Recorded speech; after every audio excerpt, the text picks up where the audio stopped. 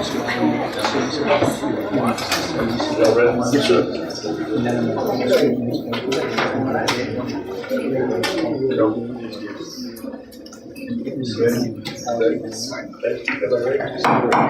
call this regular meeting of Kingsville City Commission to order. It's August 12, 2013. All 5 commission members are present. We open our meetings with prayers and pledges of allegiance. If you care to join us, please stand. Father, we thank you for your goodness to us. We ask that you guide this meeting. And we thank you, Lord, for the rains and dew season. In Jesus' name we pray. Amen. Amen. Pledge allegiance to the flag of the United States of America and to the republic for which it stands, one nation, under God, indivisible, with liberty and justice for all. On the Texas flag, I pledge allegiance to thee, Texas, one state under God, one and indivisible.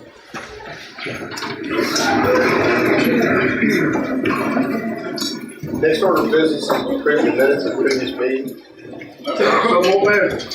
Second. Motion made by Commissioner Staples to approve the minutes of the July 22nd meeting, seconded by Commissioner Luber. Roll call vote. Commissioner Garcia? Yes. Commissioner Luber? Yes. Commissioner Pickles? Yes. Commissioner Fenya? Yes. Mayor Peter? Yes. Okay, we have public hearings. It's 6:02. We're going to open up this first public hearing regarding condemnation proceedings for structures located at 618 West Fordyce in Kingsville. This is a public hearing. If anybody wants to talk about this particular building, you have 5 minutes to talk about it. I can't extend that either by law, so you have 5 minutes to talk about this particular subject. Bob, I don't think there's any yet. No. You moved up front. Go for it. You want to go ahead and do it now? He has to, according to the ordinance, present his evidence. Okay. Good evening, Mayor, Commissioners. This is a request to consider condemnation of the structure located at 618 West Fordyce. Is that the address? Or 618 East Dodgers? West Fordyce. West Fordyce. Okay. The building official has inspected the structure and deemed the building unfit for human use. On the building official's inspection report, the structure is in overall severe disrepair. The walls are leaning, the roof and ceiling are sinking. There are signs of water damage, and the wood support structure behind that aluminum siding is rotting. It looks like it's pushing forward on it. There's currently no power, no working plumbing, and no water. The structure is currently unsecured and is considered an attractive nuisance to children. You know, children might go in there and, they don't know how to assess the building here. It's also an attractive location for vagrants and illegal activities. The structure was inspected March 2013, to which a notice of violation was sent, along with an inspection report. After re-inspecting in July, noting that nothing was done, a 20-day pre-notification letter was sent to the owners, advising them of the date that that we're having the city commission meeting on. There's also a placard on the building noting that its status and the scheduled date of hearing. In looking at our records, the structure has not had any water since June of 2011. That puts it over 2 years without any water at this building. Also, it's 7 years behind on city, county, and school taxes. The conditions rendering the structure unsafe cannot be corrected without substantial pre-construction. The city recommends condemnation of the structure as it constitutes a hazard to safety and public welfare by reason of inadequate maintenance, dilapidation, and abandonment. Any questions from the commission? The pictures tell the story. I will say this. That's the first time I think I've ever seen a pink toilet before. And bathtub, yes. Yeah, I'm telling you. All right. Anyone else want to speak? I know Johnny, and I don't see him here, so. Okay. I'm going to close this meeting at 6:04. We're going to open up the next meeting. This is a public hearing regarding condemnation proceedings for structures located at 626.5 West Kennedy here in Kingsville. Again, this is a public hearing. Anybody who wants to talk about this particular piece of property, you have 5 minutes to talk about it. Go ahead, Rob. This is a request to consider condemnation of the structure located at 816 East Aldridge. The building official has inspected the structure and deemed that this is the one on Kennedy. Oh, Kennedy, 6.5, 6'2". Yeah. I just got a report on this one. The owner is going to demolish this on his own. He signed papers to turn it over to us. I'm sorry. So that one. Already been signed off. Getting for now. So. It's gonna be a voluntary demolition. Okay. Yeah. So he's gonna do it? He's gonna do it. Okay. So He's gonna do it, or we're gonna do it? We're gonna do it. He signed it over for us to do it. Okay. Yeah, we're gonna do it. And then we build them, it's not for free. Okay. And then we'll build it. Well then, in that case, I'm gonna go ahead and close this public hearing at 6:06 and open up the next public hearing at 6:06 regarding condemnation procedures for structures located at 816 East Doddridge here in Kingsville. Again, this is a public hearing. Anybody wants to get up and speak about this particular structure, you have 5 minutes to talk about it. This is a request to consider condemnation of the structure located at 816 East Doddridge. The building official has inspected the structure and deemed it unfit for human use. On the building official inspection report, the structure is in overall severe disrepair. This is a 1,300 square foot structure it was a duplex at one time and has a detached garage. For both of these structures, the walls are dilapidated, the roof and ceiling are sinking, and the wood support is rotting on this one as well. There's currently no power, no running water, no plumbing. The structures are currently unsecured and are considered an attractive nuisance. The garage doors are partially missing, exposing any stored items to the elements, and it's also spilling out into the alleyway. Looks like, the doors are open and people can get in there and take whatever they want. The structure was inspected in May of 2012, to which a notice of violation was sent along with an inspection report. A second notice was sent on July 4th, 2012. Third notice was sent on June 20th, 2012. And on April 4th of this year, a fourth notice was sent to the estate. After re-inspecting in July 2013 and noting that nothing was done, a 20-day pre-notification letter was sent to the owners advising them of the date of that this property was to be heard at City Commission. There's also many placards on the building.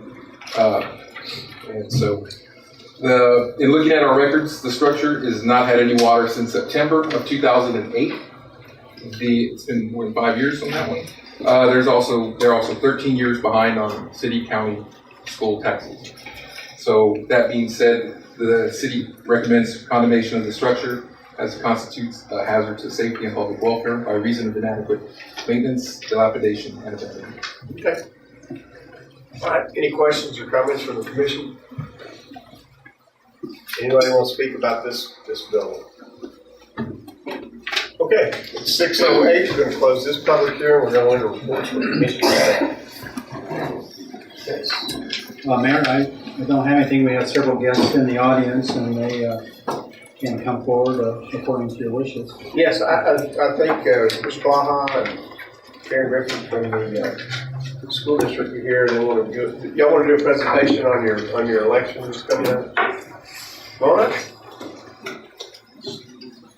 So it's Louis Sanchez for this. Oh yeah. So this Sanchez is our new public relations specialist for the school district. Let's get up there. I'll grow her. Okay. I guess for Mary's benefit, could you just tell us who you are and where you live? So. Hi, Karen Griffith. This is Assistant Superintendent for Support Services, Kingsville ISD at 207 North 3rd. Blaha, Superintendent of KISD, 2901 South Bremer Boulevard.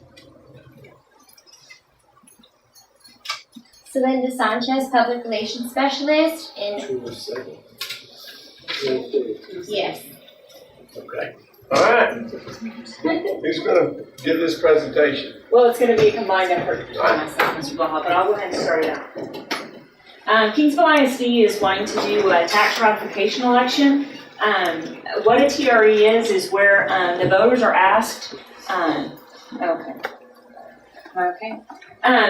to authorize a tax rate set by our board. An election is required because the board is proposing a tax rate for the maintenance and effort that's going to go over what is required by law.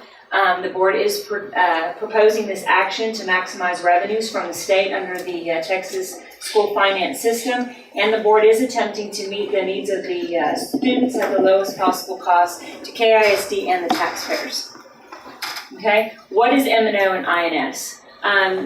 The Kingsville ISD taxes the taxpayers based on two different ones. The first one is called maintenance and operations, and that's what pays the salary, the utilities, and everything for the school district. The second is the INS, which is where we've gone out and asked for bonds, and the citizens of Kingsville have approved that, and we pay taxes on those to pay those bonds. Okay, so basically that's your mortgage. So your INS can only be used for debt that's for those buildings, and maintenance and operations, those are for the daily operations of the school district. Why are we requesting a TRE? In 2010, the state went and cut about $1.6 million out of the district budget, and also took away about 433 in special programs, which included our pre-kindergarten program, our technology program, pregnancy services, and our student success initiative programs. What in return Kingsville had to do to make up that 1.6, or actually the $2 million, was we reduced allocations for library, campuses, athletics. We had to attrition 30 positions in the district. We increased class sizes. We went from 18 to 1 to 20 to about 22 to 1, and in some cases we even went up to 24 to 1 and asked for a special waiver from the state. We reduced elementary special area teachers where the kids would go into a classroom for music and PE. That got combined into the general ed teacher, and so that became her responsibility to incorporate that within the classroom as well.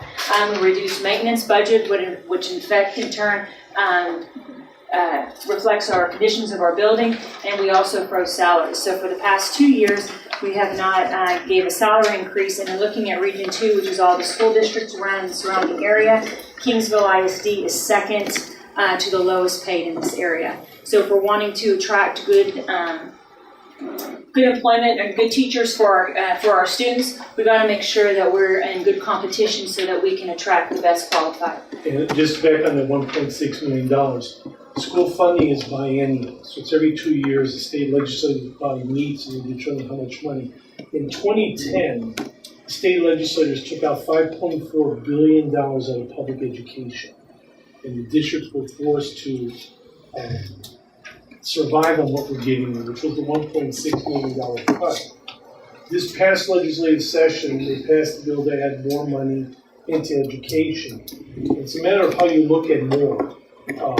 And for example, in 2010, if 10% of our funding was taken away, this year they're saying they're putting more back in the school, but they're only returning 5% of what they took.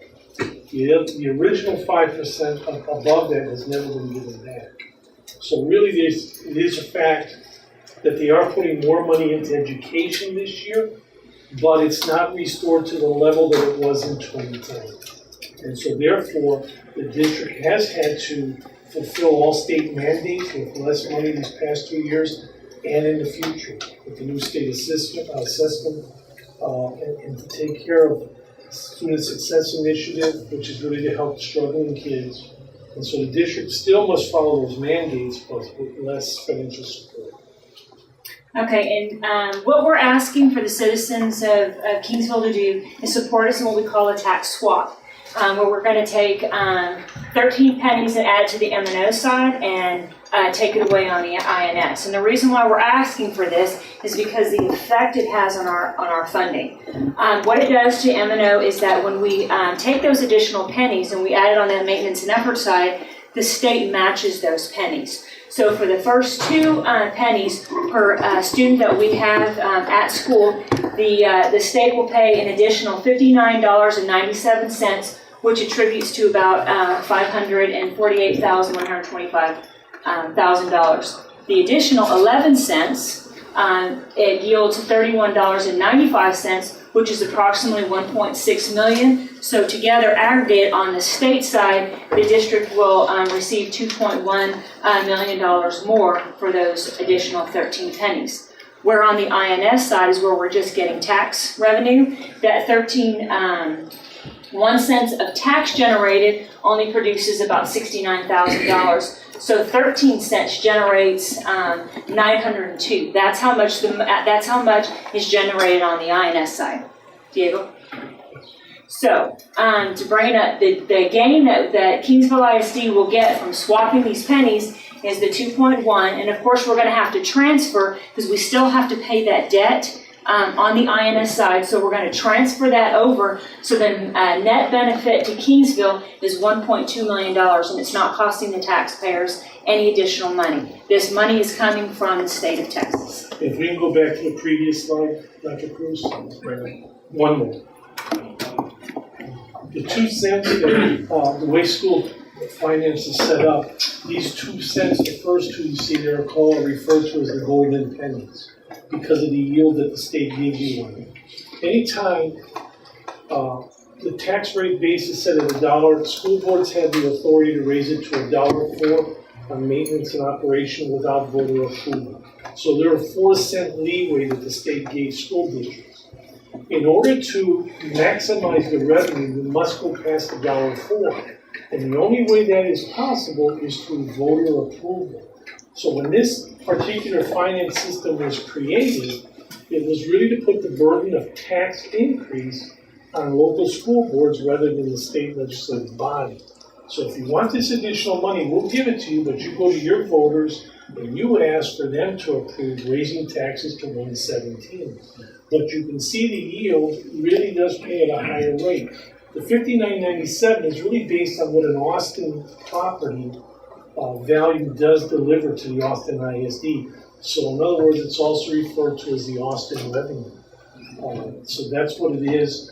And that's the reason that voters must approve this, because we're going beyond the $1.04 to $1.17 max. That 13 cents is high yield. The debt still remains. You still must pay the mortgage.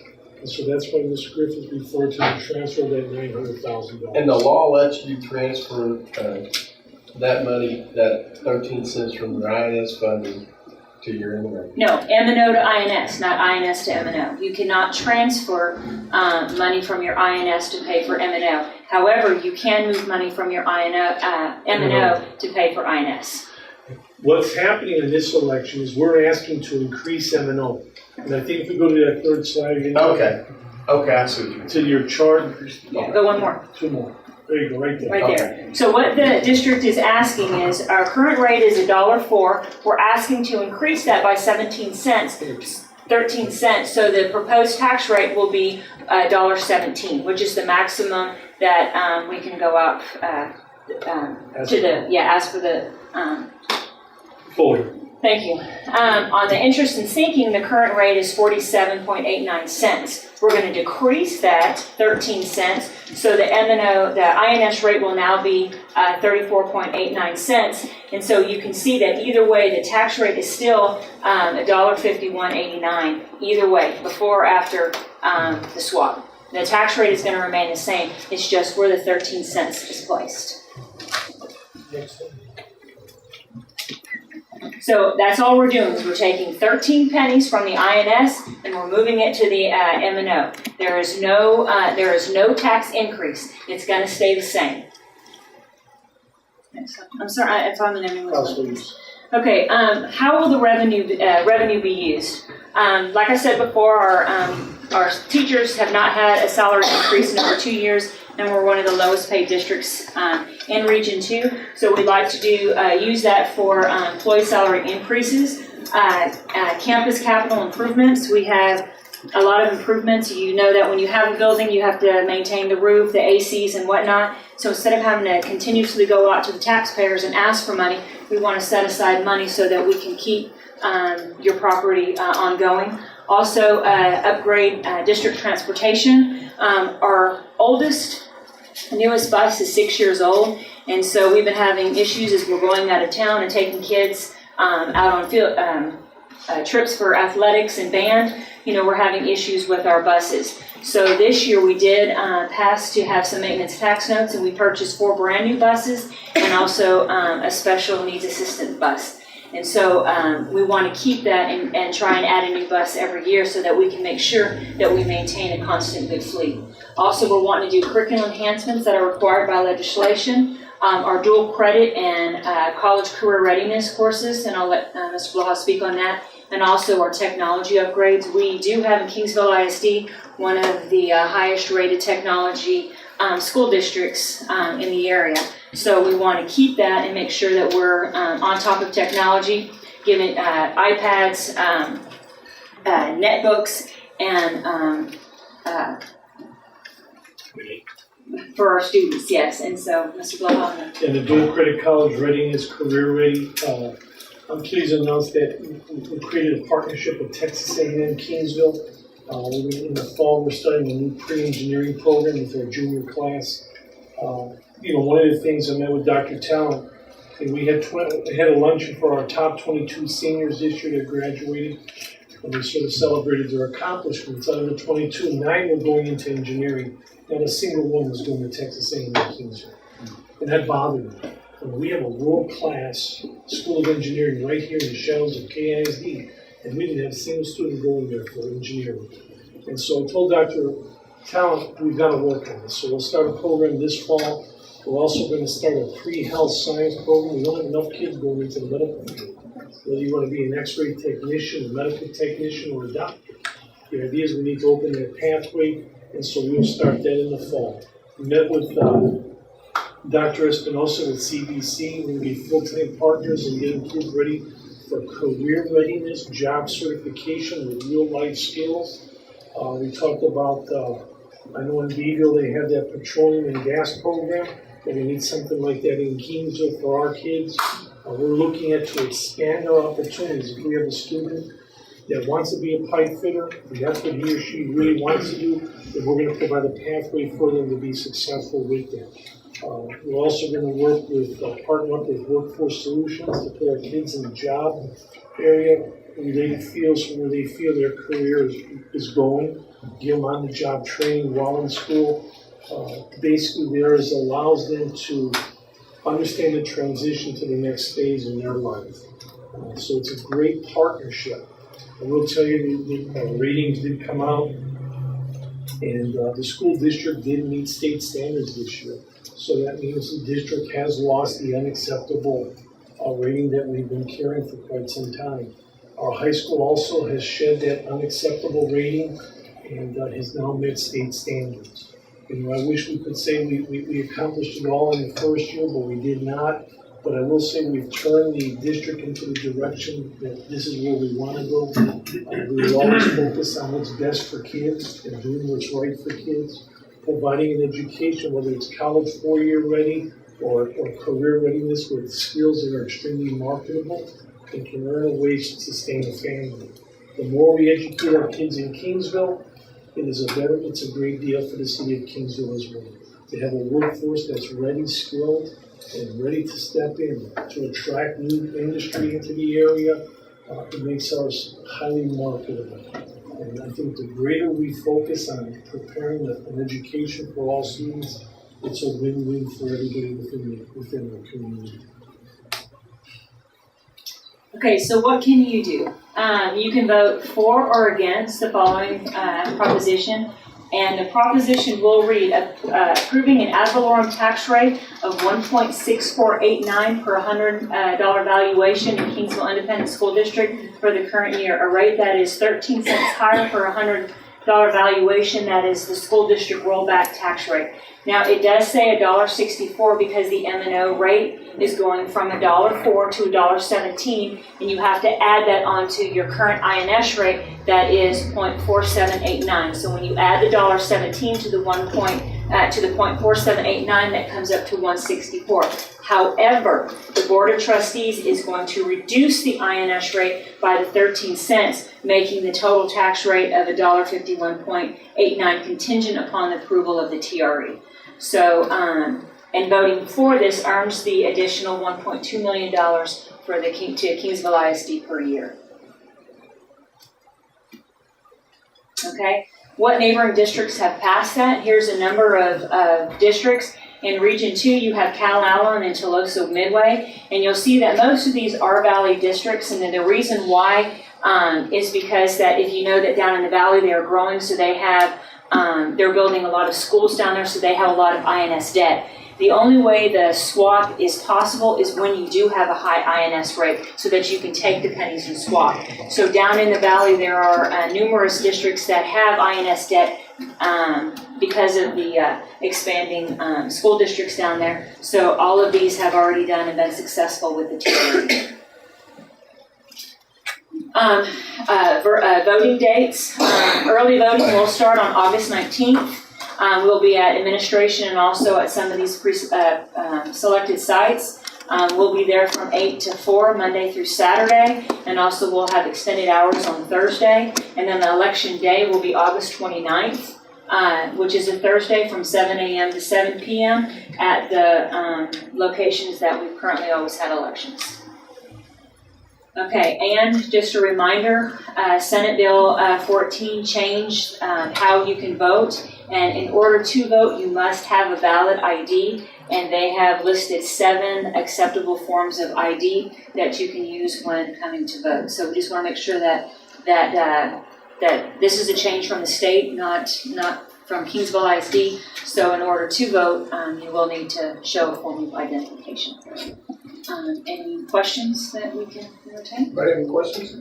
Yes, but I noticed that you're multiplying the pennies times, I believe it was 4570. Is that the total enrollment of students? Yes, that's our current, it's the weighted average daily attendance. Right. That's how much that we yield per student that the state is paying us. So they pay us that amount of money per student. And we currently have, it's based on, they have to come to school in order for us to get paid. Currently that's about 3,200 students. We have about 3,500 enrolled, but when we take out the absences, it yields about 3,200. So they take that 3,200 times the 45. So it's very important that you all make sure that you don't have too many kids not going to school. Yes, fact, we're Do we have a plan that? Yeah, we have a campaign that's gonna kick off this school year. Ms. Linda, what's that thing? What you miss matters. It'll be a public campaign throughout the community. We will have public service announcements, that agreement with the mayor to do one, Captain Meisner will do one, and it's Dr. Talent to do one. We have about 15 different individuals, and we're gonna aggressively make sure that. They said I could do mine and bring a football uniform. That's right. With the helmet on. Helmet on. But it's real important. And really the 4570 that we do get from the state is below the state average. Kingsville ISD students are funded less than the state average for kids in the state because of the state funding system. We're 80% economically disadvantaged.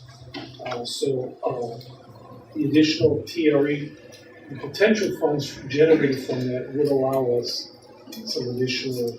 So what's the percentage on your budget? What's on, in a ballpark, what do you spend to operate? about, Your final budget? about 28 million. 28 million, just gonna add? That's just out of the general fund. That's not including all of our special revenue, like Title I and special. Okay. Yeah. 28 million. This is gonna add $1 million to that 28 million. Okay. Well, actually, it's about 26, so it'll yield about 28. Okay. All right. Okay. Anybody else have any questions? Sounds like to me it's a good deal. I mean, the taxpayers aren't going to pay any more money, and it's going to yield $1 million too. Net benefit to Kingsville ISD, yes. Okay. Without costing the taxpayers any additional money. Okay. All right, then you're having your rally Friday 6 to 8. 6 to 8. And right up.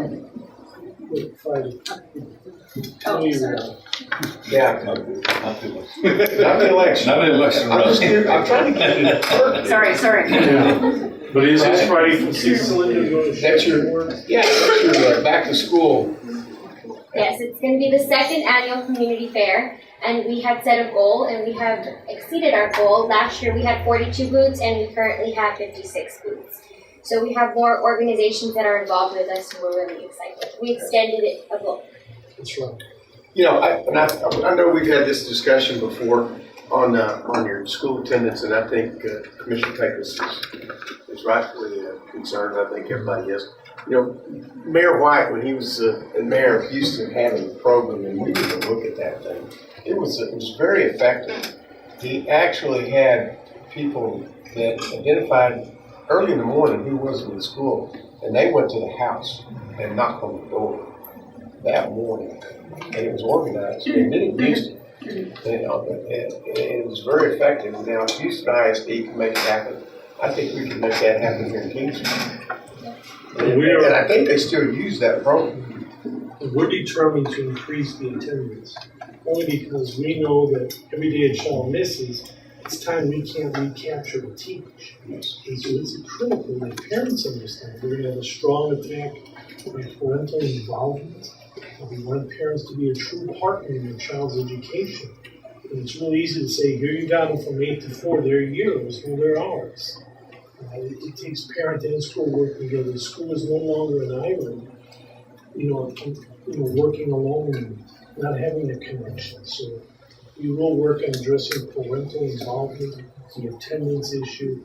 And again, it's not out there to castigate kids and punish them, but the idea is we just need you here. That we can do more for you here than when you're running the street with your friend. We can get more accomplished for you. The chief would probably appreciate that too. Yes.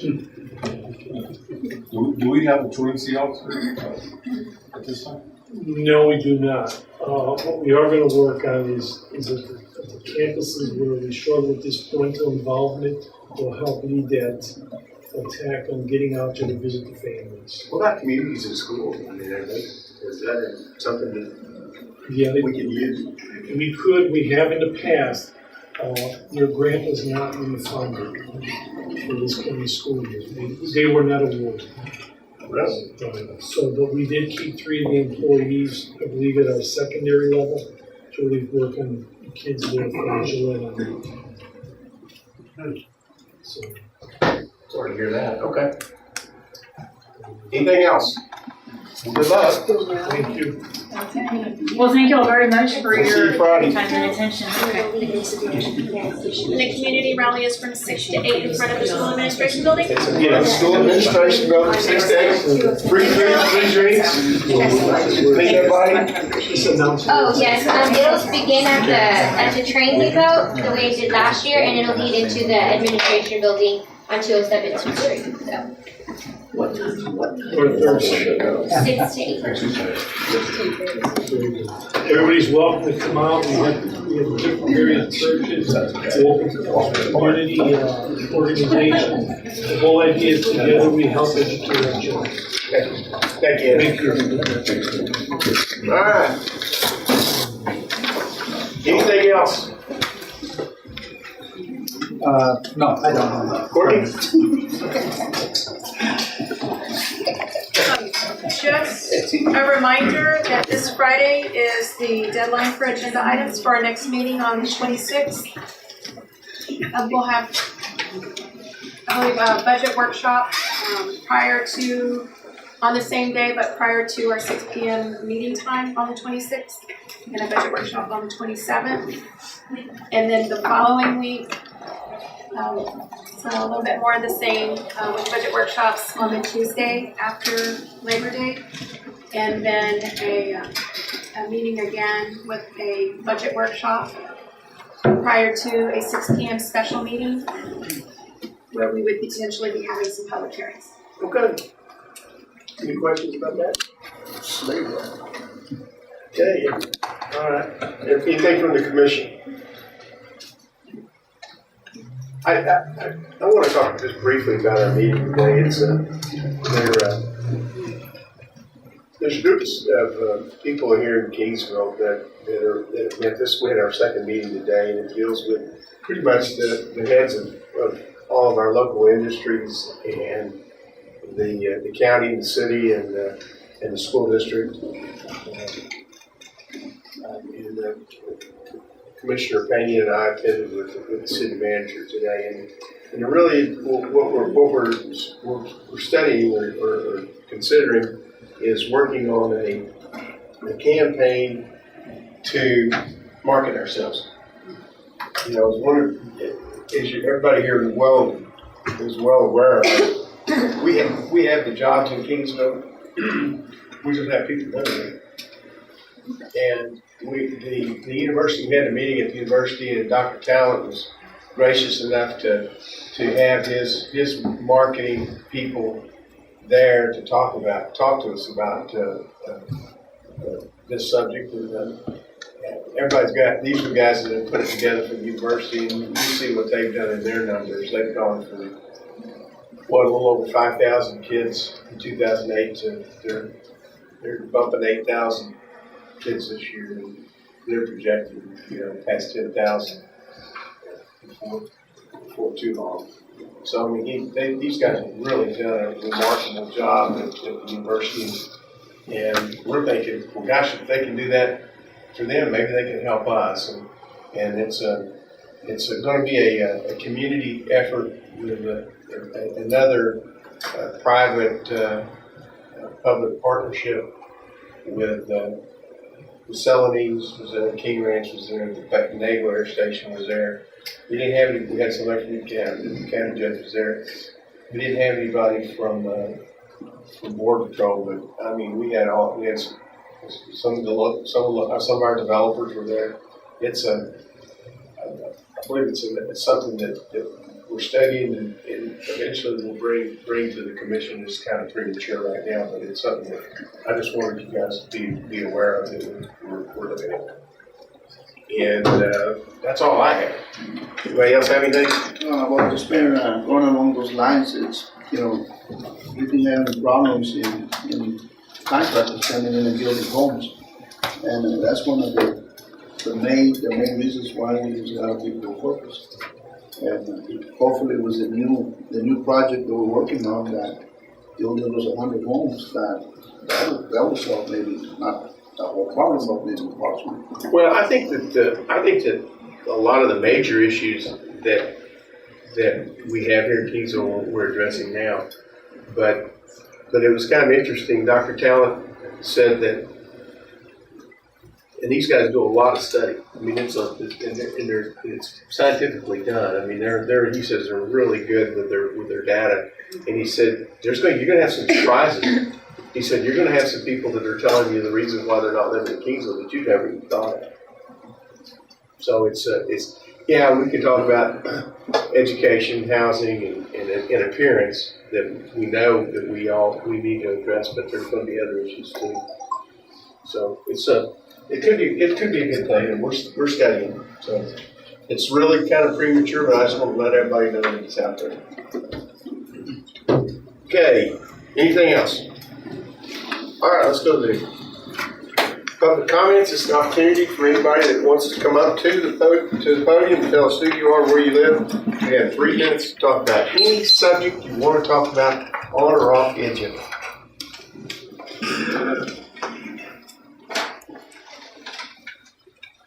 Hi, my name's Doris Paint, and I live at 242 Candlewood. And on August the 2nd of this year, I was cited for parking within 16 feet of a fire hydrant. The fire hydrant is in my parents' front yard, address 2001 South 4th. Myself, family, and friends have been parking there for the last 43 years since the house was built. Even though my citation was deferred, personally, I feel that the citizens of this city deserve a warning that the city has decided to start having our fine police officers to start citing citizens with a $50 fine for something that they've been doing for years. If I may suggest, put a notice in everyone's water bill about the new enforcement of parking 16 feet within a fire hydrant. Thank you for your time. Yes, ma'am.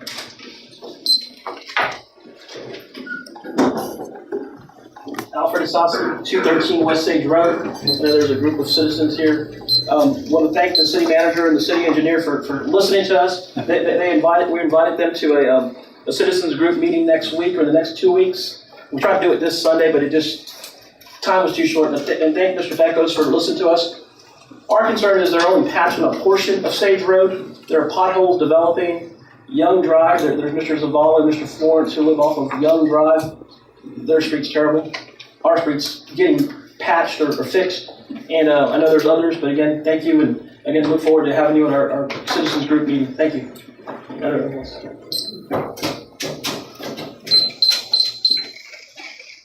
Hi, Jackie Guido, 321 West Sage, also on the same road. Most definitely saying thank you very much for the opportunity on making sure that you're at least patching up and doing part of the road. But I think it clearly stated what you had commented on, growing Kingsville and attracting Kingsville, or attracting people to come back to Kingsville. And I'll speak, I grew up here, moved away, went to Houston, went to Florida, came back, and I actually saw how communities can be, and I'm not talking about just aesthetics, but bringing people back or allowing them to stay. And we chose to live here for a reason. However, we pay taxes, and I think you clearly said on that new development, I'm sure there's a lot of plans going into that, including the roads. We chose the location without the road being great, but it's gotten depleted over time, and people just constantly go through there. 18-wheelers as well, and so kind of so I'd like for you to at least take a second guess of paving the whole thing. If you look at the houses, it's not rundown houses. We don't live in, something that can blow away in one storm. So I'd ask you to please consider that and allowing us to have the full thing, because not all the lots are sold, and we can tell our friends. And so I think that was one thing that you were talking about, of bringing people back in, or allowing people to say, hey, go to this university and stay here as a young adult and professional. People can please evaluate that. Thank you. Thank you. Anybody else?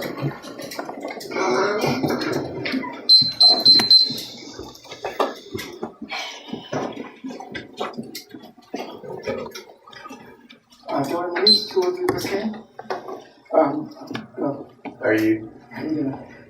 My name is Jordan Reese, and I am here today as a representative of my late grandfather's estate, Alejandro G. Muniz. The reason that I'm here today is to respectfully request the City of Kingsville to please consider rescinding the order of condemnation of his property on 1221 East West Avenue. First, let me apologize to the city for allowing the property to get to such a deplorable state and coming to you so late in this process. Let me also state that though I'm not currently a legal owner of said property, my aunt, the current caretaker, has agreed to let me take over responsibilities of the property. The property has been in our family for over 2 generations. My grandparents raised his kids, as well as me and my 2 brothers in that household. I would also like an opportunity to bring it back to normal condition and possibly raise a family of my own there. As such, I've spoken to a contractor, and he has agreed in principle to work with me to bring the property back to livable conditions. First, of course, would be on the agenda would be the roof, and then after that, the walls and the windows. I believe I can have the house done within a year. I do apologize on behalf of my family for not taking care of this matter sooner. However, I believe that I can bring my grandfather's property back to life and make it a good place to live, to raise a family. I would just need to say thank you for your time and consideration today. What was the address again? I don't know if I already got that. 1221 East West Avenue. Okay, thank you.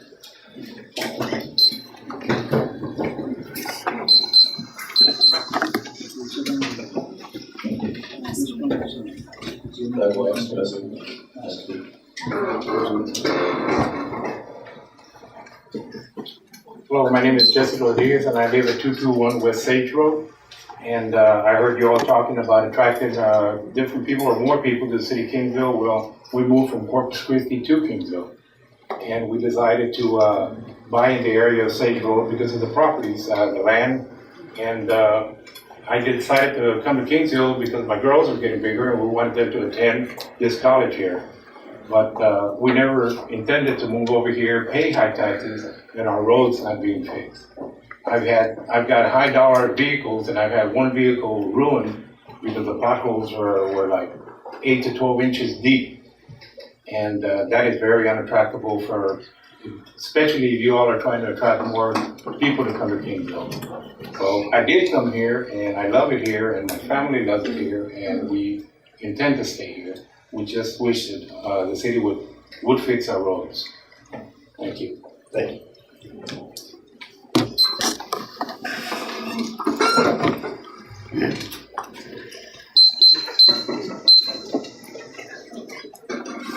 There. My name is Benjamin Barker. My address is 1602 East Research Avenue. I'm here actually as an order concerning an order that happened with the last meeting on July 22nd. I was actually unable to attend. I was out of town.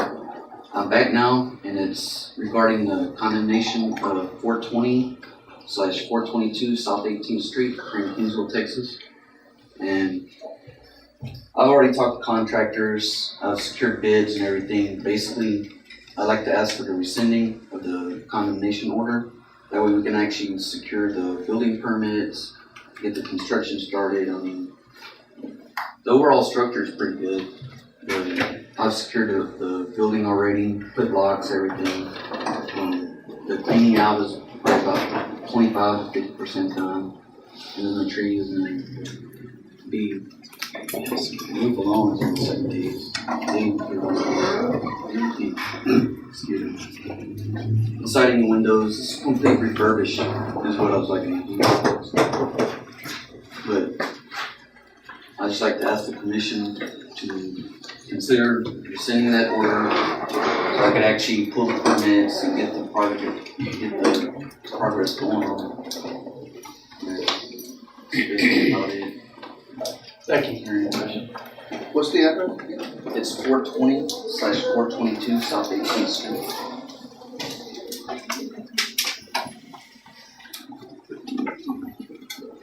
Okay, anyone else? Anybody else? Okay, well, if not, then we'll go on to the consent agenda. Mayor, I'd like to make a motion to accept the consent agenda, pulling out item 8. Okay. Is there a second to that? Second. Motion made by Commissioner Liver to approve the consent agenda with the exception of item 8, going to be put on our regular agenda. And then seconded by Commissioner Pecos. Roll call vote. Commissioner Liver? Yes. Commissioner Pickles? Yes. Commissioner Peña? Yes. Commissioner Garcia? Yes. Mayor Fumay? Yes. Okay, then first item on our regular agenda then would be motion to approve bypass an ordinance amending the fiscal year 2012-2013 general fund budget for community appearance and purchase benches, litter recycling receptacles for downtown area.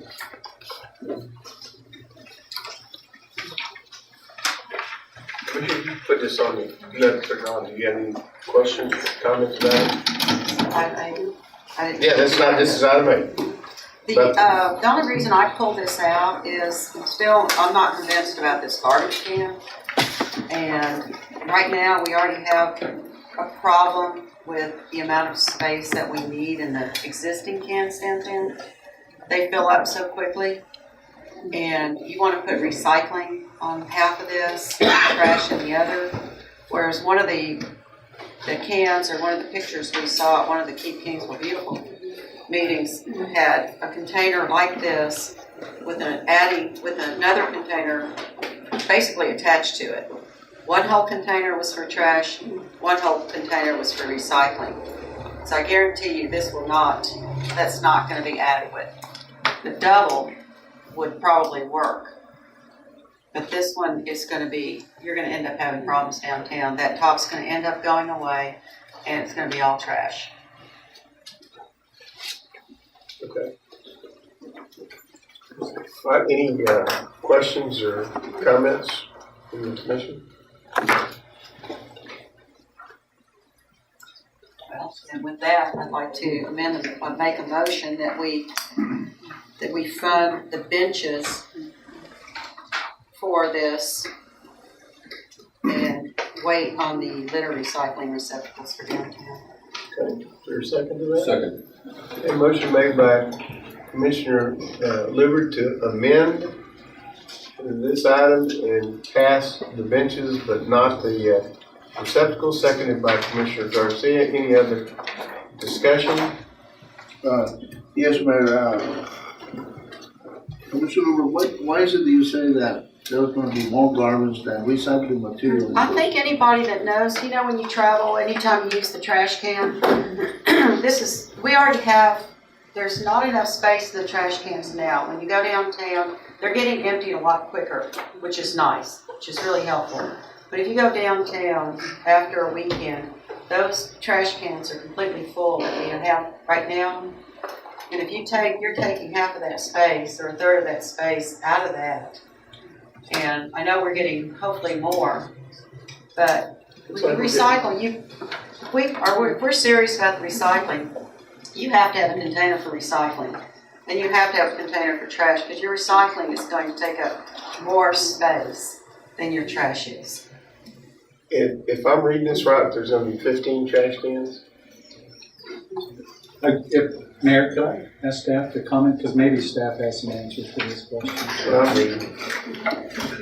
Cynthia Martin. And I will say, Cynthia showed us a picture that commissioners were this trash can with its twin next to it. That made a lot more sense. It's not going to take up any more space. You're almost doubling your container space, and they work. I've been in cities where that works. Okay, well, I appreciate your comment, and I did give that some thought, you know, after you mentioned that. One thing I'd like to point out, we're going from 8 trash cans to 15, to 23, so we'll have more capacity there. And my thought on just trying to split units first was to take up less space on the sidewalk. You know, there'll be more units. Also, the beauty of these trash containers is for very little cost, you convert them in with just buying a new liner. They could be all trash or all recycling. Yeah, but that is I think that's my point. They're going to end up being all trash. So, I mean, either we don't do recycling at all, or we do the recycling right. And one of the reasons that a lot of recycling doesn't work curbside is they gave people little tiny boxes. And the ones that do work are the places that have the 95-gallon containers, because you produce more recycling than you do trash. A person that recycles will make 80% of their discards is trash, and maybe 15% is trash. Versus, 85% is recycled. So. Okay, well, that's it. I think what you're gonna find is gonna happen is both of these receptacles are gonna be full of trash. It's all gonna be, it's not gonna be separated. And if it's gonna be mixed, and it just doesn't, you know, or it's gonna be on the ground. Yeah. I'm just hoping that they can hit the can. And you're gonna have 15, how many are we gonna have if we have these two receptacles? How many can we buy? About 12. 12? Yeah. Did you say 15 more?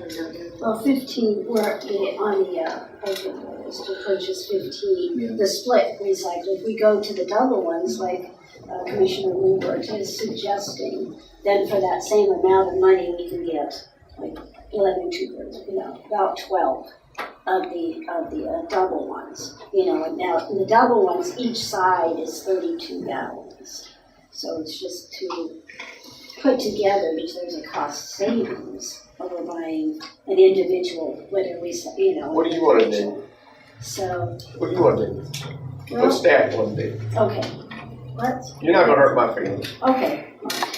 Well, what I would like to do is try this split, and I talked to Luke Stevens about this first. You know, and then if that doesn't work, then go to the others, but then. You won't have any money for that. But that's the trouble, you know, it's more expensive if you're talking about 2 containers versus one. How far downtown are we going with these? Are we going all the way from the old high school to Texas Theater? No, that won't. Where are you 15 gonna won't do it, because right now we have 8. There's 2 on the intersections of 6th and 2, you know, 6th and Clayburgh. The cluster of 4, you know, on all 4 corners, like 7th and then another cluster. So that's it. Actually, the 2 clusters is it. And what I'd like to do is put one in the center of the block. You know, 2. So, but I'm open to anything, I just want trash receptacles down in their receptacles because they're woefully insufficient now in number of them. So, you know, that's. I'm not trying to pleasure. I'm not That's asking your you to. pleasure. So what you're saying is that you want it like you have it proposed. That's why I first thought that, you know, you could see because we have more of them and I was concerned about the space on the sidewalk. You know, be taking up too much space. All right. Any other questions or comments? Yes, sir. Yes. Would it be too much to just wait on that portion of the agenda item as far as the receptacles versus the benches? Would it set us back?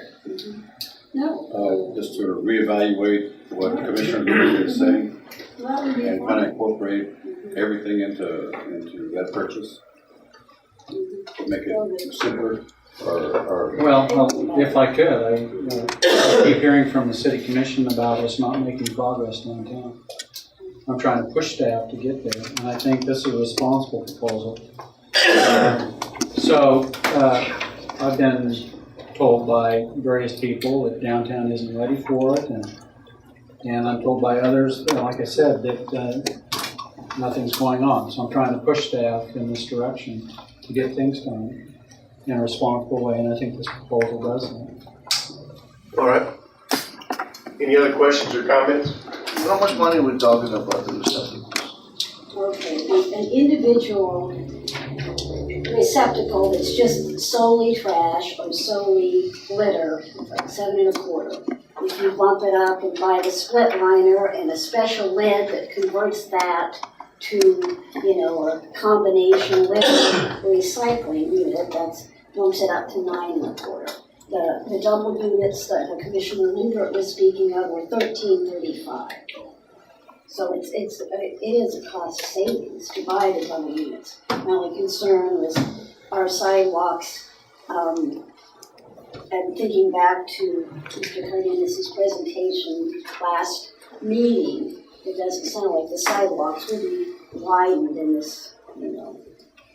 Well, you wouldn't put them covering the sidewalk, you put them next to each other, so it would be like putting two of these right side by side. Yes. So Yeah, you would still, you're not really taking up any more space on the sidewalk.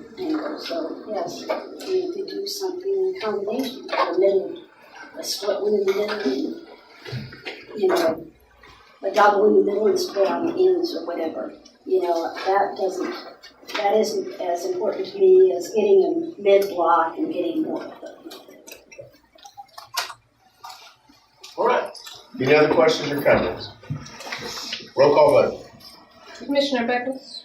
No. Commissioner Pena? No. Commissioner Garcia?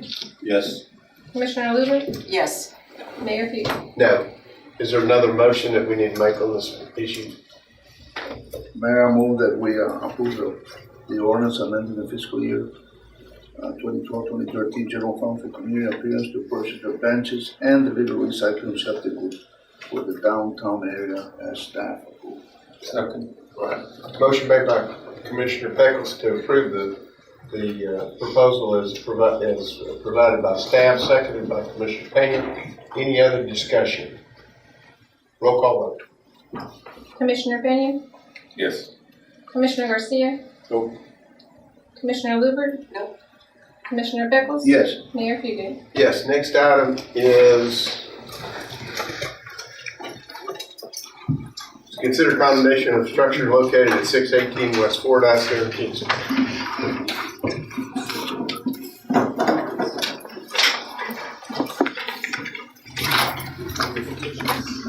Okay.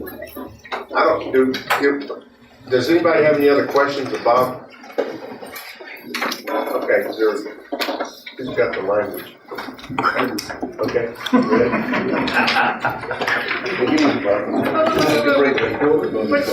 You're number 9 through the consent, so we're just going on to 618 West Fordyce, correct? That's correct, because number 9 is still on the consent. Just checking.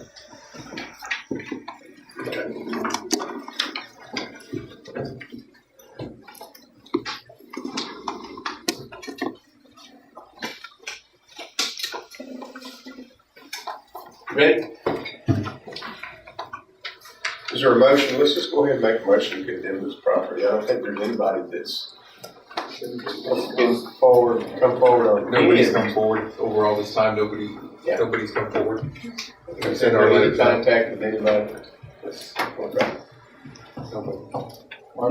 Can we do all three of them at one time, or? But we're not doing number 11 because that's the one that got the voluntary condemnation signed by the property owner. So we're just gonna do 10, 12? 10 and 12, yes, sir. I make a motion that we consider condemnation of structure located at 618 West Fort Dykes. That's not all of it. Kingsville, Texas. You could have that language in there. Well, you want me to make the whole motion? Don't you have to have the language about it being, Okay. Okay. Is that it, right? Yeah. Okay, you got it. Yeah. Depending on the reason. An ocean finding not able to repair building or structure is unsafe, present condition is a violation of ordinance, cannot be corrected without substantial reconstruction, then declare the building or structure to be public nuisance and order its demolition by owner, agent, person in charge within 30 days. City shall abate any manner it deems necessary and proper. Is there a second? Second. Motion made by Commissioner Pecos to condemn this property, seconded by both Commissioner Garcia and Commissioner Pena. Any other discussion on this? Roll call vote. Commissioner Garcia? Yes. Commissioner Luber? Yes. Commissioner Pickles? Yes. Commissioner Pena? Yes. Mayor Peter? Yes. We're not going to do number 11 because that's already been taken care of. We'll go to number 12, consider condemnation of structures located at 816 East Dodge in Kingsville. Motion finding unable to repair a building or structure is unsafe, present condition is a violation of ordinance and cannot be corrected without substantial reconstruction, then declare the building or structure to be a public nuisance and order its demolition by owner, agent, person in charge within 30 days. City shall abate any manner it deems necessary and proper. Okay, motion made by Commissioner Pecos to condemn this property, seconded by Commissioner Garcia. Roll call vote. Commissioner Luber? Yes. Commissioner Pickles? Yes. Commissioner Pena? Yes. Commissioner Garcia? Yes. Mayor Peter? Yes. Okay, the next item is consider resolution banning and vacating all rights and interests within Farm Lot 15, Section 17 of KPNI County subdivision. I know you were on this thing, Bob, but I tell you, if you wouldn't mind, I think I can explain this pretty quick. All right? We've already done this, but they didn't like the language that we used, the developer. So I just told them, y'all prepare a resolution that you think that you would like and get it to us, which they did. Courtney looked at it, approved it, and so now we'll get it like they want it. This is the easement that's behind IHOP. There's a potential apartment and extended stay. They're trying to develop that property, and this is something they just need to get cleaned up. So that's kind of it in a nutshell. And with that, is there a motion to do this again? So moved. Second. A motion made by Commissioner Pecos to abandon this easement, seconded by Commissioner Pena. Any other discussion? Yes, Mayor. Courtney, for clarity, what is the difference between this resolution versus what we did in the past? In the prior one, we talked primarily about the drainage easement because that was what they had conveyed to us, both on the phone and writing. And after it was done and then it was approved, then I guess the seller didn't have a problem with it, but then the buyer and the buyer's attorney started getting concerned. And so they wanted basically more of a blanket that just said any right that might potentially have been conveyed by the 1905 easement, be it for drilling or anything else, then that would be waived or taken away. But the city would still have every other right, either by code, regulation, or any other statute or anything else. So we might still have other easements, but any potential right that was conveyed by the 1905 easement that was filed would be gone.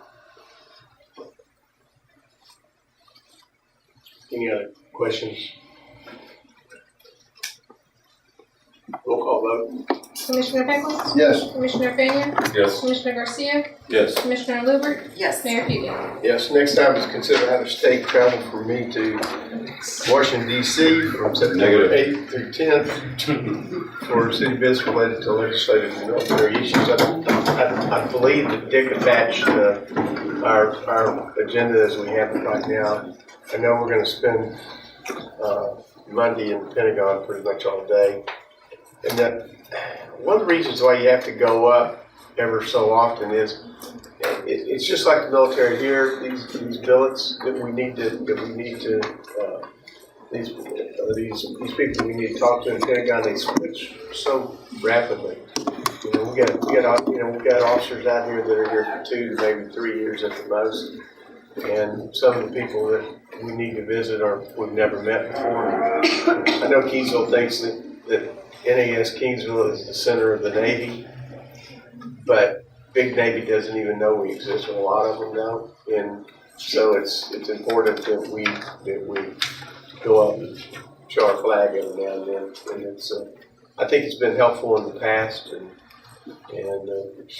with a background potentially in 2015, 2017, I think it's important that we be vigilant. So I'd ask that y'all consider this.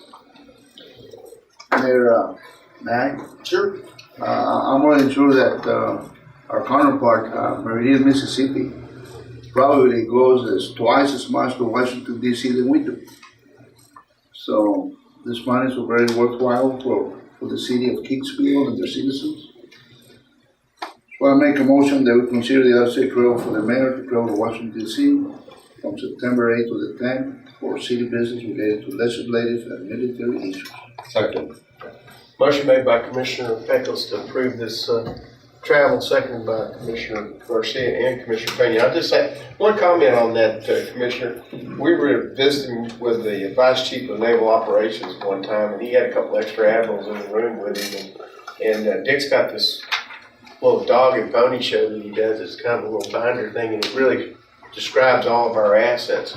Now, we were fortunate that this admiral had got his wings in Beeville. They're not all aviators, though, so a lot of them are ship officers. And so, but I can remember about when we got through, he kept looking up at Dick and me and looking back down, and I thought, we're either going to get kicked out of here or he's really liking this. And he told us then, he said, we don't get this. He says, we don't get communities that come up here and tell us, about their assets. So we love the Navy. Yeah, and so it was very helpful. That admiral came down here, about a year later and visited with us. And I'm not saying it had happened, but it didn't hurt anything shortly thereafter when we started getting a lot of the money to fix a lot of the infrastructure at the base. So it pays off sometimes. Roll call vote. Commissioner Pena? Yes. Commissioner Garcia? Yes. Commissioner Luber? Yes. Commissioner Pickles? Yes. Mayor Buhey? Yes. Next item is, I guess I better abstain. Okay? Next item is consider resolution nominating certain persons as candidates for election to the Board of Directors of Cleveland County President District. Did we partner with anybody on this? Because I think, who we partner with now? We know?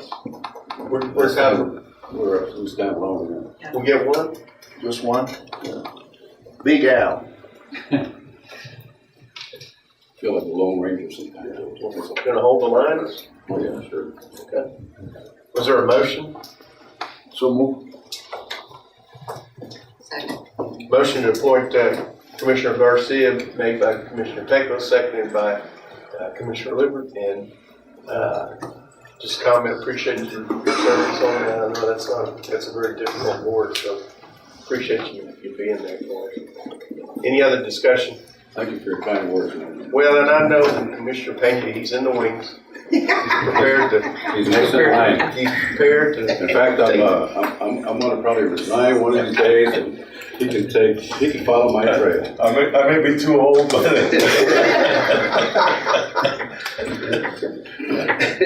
Okay. I don't know, the Marine might want to take it on. I think you do fine. We love you, buddy. We read about it. Yeah. Roll call vote. Commissioner Garcia, Yes. Commissioner Luber, Yes. Commissioner Beckles, Yes. Commissioner Fenya, Yes. Mayor Fugit. Yes. Next item, consider accepting 2013 certified total appraisal assessed and taxable values of all property and total taxable values of new property in the city of Kingsville certified by the Pembroke County Appraisal District. Mark? Mayor and Commissioners, the appraised values this year went up $20,815,163. And if you average over the past 6 years, 7 years, our average is about a $13 million increase, sometimes up to about 15. We had one year that was kind of an anomaly where we only increased $854,000, and that was in the certified values that came out July 25th, 2011. If you throw that anomaly kind of out, we run about 15 million average increase in values.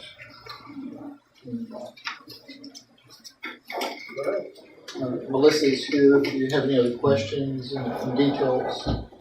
I didn't see you back there. Been here for a long time. Good to see you. Any questions from the commission on this? This is good news. It's good news. Yes, sir. And last year's increase was 10 million. This is double that, but again, our average runs about 15 million. We're really fortunate because most of our, I guess in a way we're fortunate, in another way we're not fortunate. We don't have a whole lot of mineral interest. And as a consequence of that, I know the county lost a lot of their value in minerals this year. So it's, in talking to the judge, it's really putting in their fine. I guess it'd be nice to have some mineral interest, but it could be making it really difficult in years like this. That's one of the issues is we have a more stable environment because we don't have that peaks and valleys that's directly related to the oil and gas. Any other questions or comments? Is there a motion? So move, Mayor. Second. Motion made by Commissioner Pecos to accept this certified total appraised assessment and taxable values. Second by Commissioner Garcia. Any other discussion?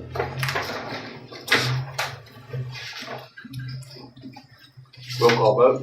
Commissioner Luber, Yes. Commissioner Beckles, Yes. Commissioner Fenya, Yes. Commissioner Garcia, Yes. Mayor Fugit. Yes. Next item is motion to approve final passage of an ordinance amending the City of Kingsville Code of Ordinances, Chapter 5, Article 2, sewer, providing for an increase in sewer rates. Mayor and Commissioners, we did include in your packet the surveys that were performed by HDR in surrounding areas.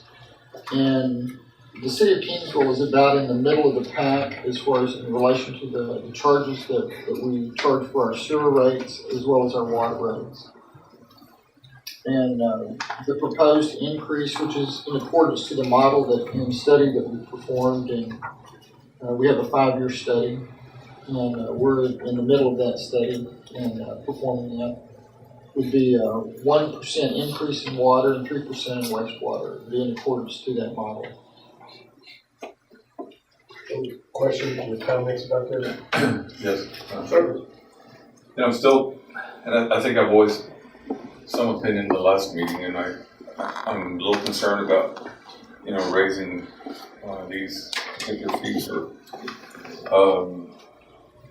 the people that I talk to and constituents that I talk to, of course, are always concerned about, raising our water rates and sewer rates, and, many of these individuals are in fixed incomes, and it's, I've seen the chart in terms of where we stand. We're somewhere in the middle, I'm comfortable with that middle, so I cannot support this particular increase, and pass this on to our taxpayers at this time. I'd like to also say that I agree with Commissioner Pena on that. I think we can learn to live with what we have on this. We're not hurting. We're doing well in our utilities.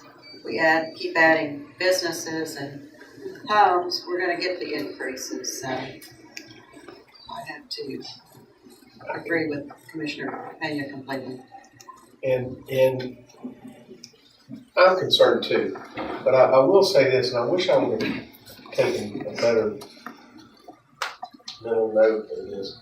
I don't know if it's the city laws or Corpus Christi, they're gonna have to dramatically raise their rates this year because they lag behind in not doing this. And I'm not saying that justifies an increase, but I think that we need to be aware, we need to be very careful that we don't get ourselves in that situation. Or maybe it's Beeville. I mean, it's a dramatic, I mean, it was like a 20% raise in what the water was going to be. And I just thought, my goodness, we don't want to get caught in something like that. I'll just say that. Yes. Mayor, you're talking about when you really get down to the nuts and bolts, for a single family residence, you're talking about a minimum monthly charge of $10.54, going from $10.54 to $10.86 on 2,000 gallons of allowance. And yes, it's a burden, but if we, in my way of thinking, we have to place little burdens on each and every one of us to get where we need to get. Because if we don't do this incrementally, little by little, take little baby steps, we're going to have to take a giant step in the end. And that's even more devastating to us individually than what we're trying to, or what we're proposing here. I agree with the mayor, and I hate to be in a situation where you have to raise it 15 cents, 20 cents to be able to catch up. And my other question, that was a statement, but I have a question. This is the third year that we do this. How has that model kept up with where we need to be? That's a question. Pretty much, remember, initially in the model, we had about 14 months operating expenses. And the design of the model is for us to pull down fund balance. That's already scheduled in. So notice each year we're pulling down that fund balance to about 6 months operating, I think is our target within the operation. So that's already scheduled and planned with these increases to pull down the fund balance. Now, one of the caveats that you're going to get into is in the middle of the model. If you do that, then you run the risk of some of your infrastructure not being able to be financed within timeliness, things along that nature. But I did want to share with you that built into the model already, we're pulling down that fund balance. So if we don't do this increase, and the bigger risk is on the sewer rates, because we have debt service schedules that really we're not keeping pace with. There was actually a recommended, it's right on the borderline of going up to 4% on the wastewater because of the schedule debts that we have within that model. So it's just kind of a caveat that you might want to. When you say you're pulling down on the fund, you're telling me your deficit spending even with these increases? Yes, sir. And that was the plan of the model because we knew that the fund balance was right too high already. So we're pulling down that fund balance already with these planned increases as scheduled. So if you don't implement this, then how much annually do we pull down on a fund balance? So, and I'm not going to hold you to the exact figures, but just give me a ballpark. $750,000 about, we're putting down 760, somewhere in that neighborhood. 760,000. Yes, sir.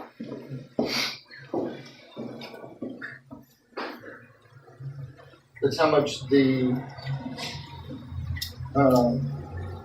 utility fund has to subsidize our 054, our capital projects, because we keep pulling that down as designed through time. But again, we knew that we were too high, and that's what we studied at this model. We were about 14 months operating.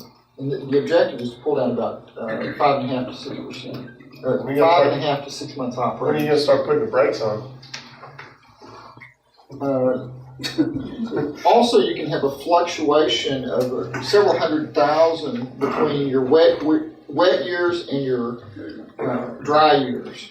So that can also, but we monitor that every year and do a recalculation to see if we're on track annually. So currently we're on track, but it's. So Mark, we're in the third year? We're just in our third year? Yeah, I believe it is the third year of our 5-year plan, correct.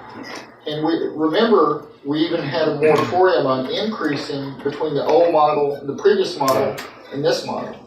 So we have that factored in, and then we had to do a complete reevaluation, and given those factors, we were pulling down, and that was the objective, to cause the increase to be small incrementally through time, because at one point, we had to jump 20% because they got into a practice of not increasing the rates. But those are for your consideration. It's only been 3 years. I think we've been increasing more than 3 years, haven't we? Our second model, this is the second model. Yeah, So, okay. But remember, we had a moratorium between the first model, and I say the first model, Okay, because that's the so first this model is when the I came second in. model. Since I've been. And there was a 1 year that was it was not increasing. That's correct. Between the Yes, two. So what's the total of all the years? The first model and this one? I don't have those numbers in front of me, I apologize. I did provide that information last time. Yeah, you did once before. I think it was like 19% had increased in waste, but the issue was in wastewater. Now, water had not increased very much to that level at all, but I'll tell you why we had to raise wastewater so dramatically is those first certificate of obligations that we issued. I bet we spent $8 to $9 million on our treatment plants because they were TECQ was yes, they were at the door. Yes. Well, they weren't maintenance, and they weren't keeping up with it. Yeah, They were in bad shape. And we're overcoming that through this model. But again, that's for your consideration. You certainly don't want to wind down like the county. So the infrastructure deteriorating, so. There it is. Okay. I'll make a motion to approve the final passage of the ordinance amending the City of Kingsville Code of Ordinance, Chapter 5, Article 2, sewer, providing for an increase in sewer rates, which will really amount to 32 cents per 1,000 gallons of water or 10,000? 2,000. 2,000? That's their second.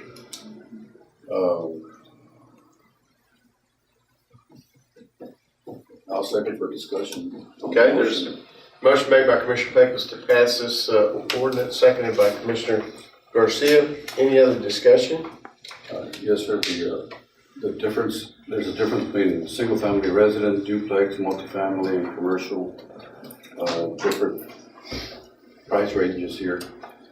And the motion is only for 34 cents. That would be for the residential, right? Well, you would No. probably pass the whole schedule. Yes, that's the point I'm trying to make. Shouldn't the motion be for the whole? I think that's what it is. Or not, either one, but you probably. Commissioner Beckles just mentioned the single-family rate. The 2,000 gallon versus the. I think he used that as an example, but he made a motion to, my understanding was to pass the ordinance. Whole code of chapter 5, article 2. Yeah. Okay. I thought that I was think an he said, example. yeah, as an example. Okay, I just want clarity there. Good point. You feel good about that question? That was my understanding, because he talked about the single-family residential, but then when he made the motion, the way I heard it was to consider final passage of an ordinance amending, and he read it straight off of the agenda. Okay, that's what I heard. Any other It's a good discussion? clarification point. I think that's a good point. Any other discussion? Roll call vote. Commissioner Beckles? Yes. Commissioner Pena? No. Commissioner Garcia? Yes. Commissioner Luber? No. Mayor Buhey? Yes. Next item is a motion to approve final passage of an ordinance amending the City of Kingsville Code of Ordinances, Chapter 5, Article 3, Water, providing for an increase in water rates. Mark? Yes, sir. Mayor, this is within the same model. It's, the other part of the formula. Any other discussion on this? Is there a motion?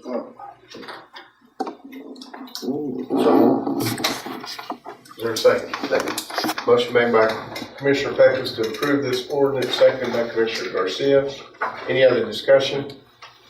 Yes, Mayor, this one is going for 3%, is that correct? Just one. 1% on the water. Yes, All sir. right, okay. Wastewater was 3%. Yeah, 3%, okay. Yes. Okay. Any other discussion? Roll call vote. Commissioner Pena? No. Commissioner Garcia? Yes. Commissioner Luber? Nope. Commissioner Beckles? Yes. Mayor Buhey? Yes, next item is a introduction item of an ordinance amending the fiscal year 2012-2013 budget for water department to purchase production generators. Mayor and Commissioners, our city engineers provided you with a letter of background.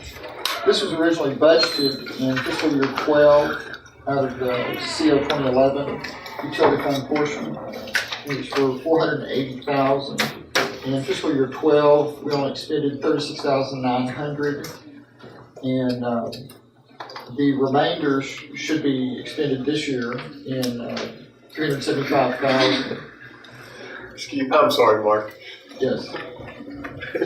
And that's for the 6 generators have already been purchased and installed. And the 7th one would be for fiscal year 2014 for the 7th one. And it would be at $68,100 for the following fiscal year. Okay, any questions or comments? Okay, well, this is an introduction item, so I guess we'll see this at our next meeting. Yes. Okay. The next item on the agenda is consider a resolution authorizing the mayor to enter into a interlocal cooperation agreement between the city of Kingsville and Texas A&M University of Kingsville relating to the usage of facilities managed and economic development. We had this on the agenda the last time, and the resolution that we had just really, it was good, Courtney. It just didn't have the language about economic development. And that's why we're really going to do this. I want this commission to think about something that we are so fortunate to have this university here for many reasons.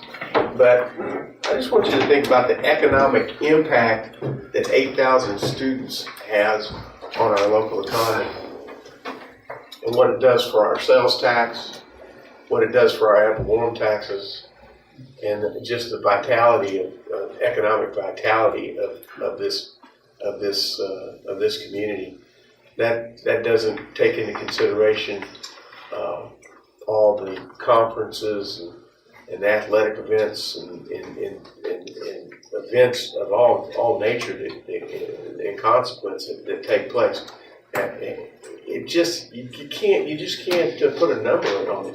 And quite frankly, what do we do? What do we do for them? The only thing I can think of, and I was thought about this, we gave a tax abatement to help them with the Newman Center. And outside of that, that's all that we've done for the university. And I think we're remiss as a community. I think we're remiss as a commission that we don't do more for industry. And this is an industry. And I think this is something that that they need and helps us. Is there any other comments about this? Yes. Yes. Mayor, we can't disagree with what you're saying. However, of those 8,000 students, not all of them are athletes. On that note, talking to a lot of the people in town and getting their input on this, they were quite surprised because we do help with the university. We do partner with them. We have the downtown situation now. We have the historical part. I think the historical committee is working with them. So we are working with them. We work with the architectural people. We do all those things. Part of this was using the message board. The police department has a message board. I don't know if we have enough meetings to justify this. $35,830 just went to our communities, their beautification community. $25,000 could have gone to that. And it's not that we don't care about the university, not that we don't want to help the university, not that we don't want to partner, because they are an asset. They're a huge asset. But $250,000 to go to the athletic is just something that I've been talking to the public. And it's money that the city could use and needs to use. And it's just hard pressed to see that. And at the economic development, we do have people come in here. And it's not just for the athletic department, but for the university. And they do spend a lot of money. I wouldn't call it economic development, but I'm looking at that more as the function of economic development. What have we developed? However, we are using, and the university uses us, and we partner with them quite a bit. We waive the fees. I think Mike Helen did a whole lot of work with that Newman Center, not just waiving the fees. And we do that with other partners that are in town.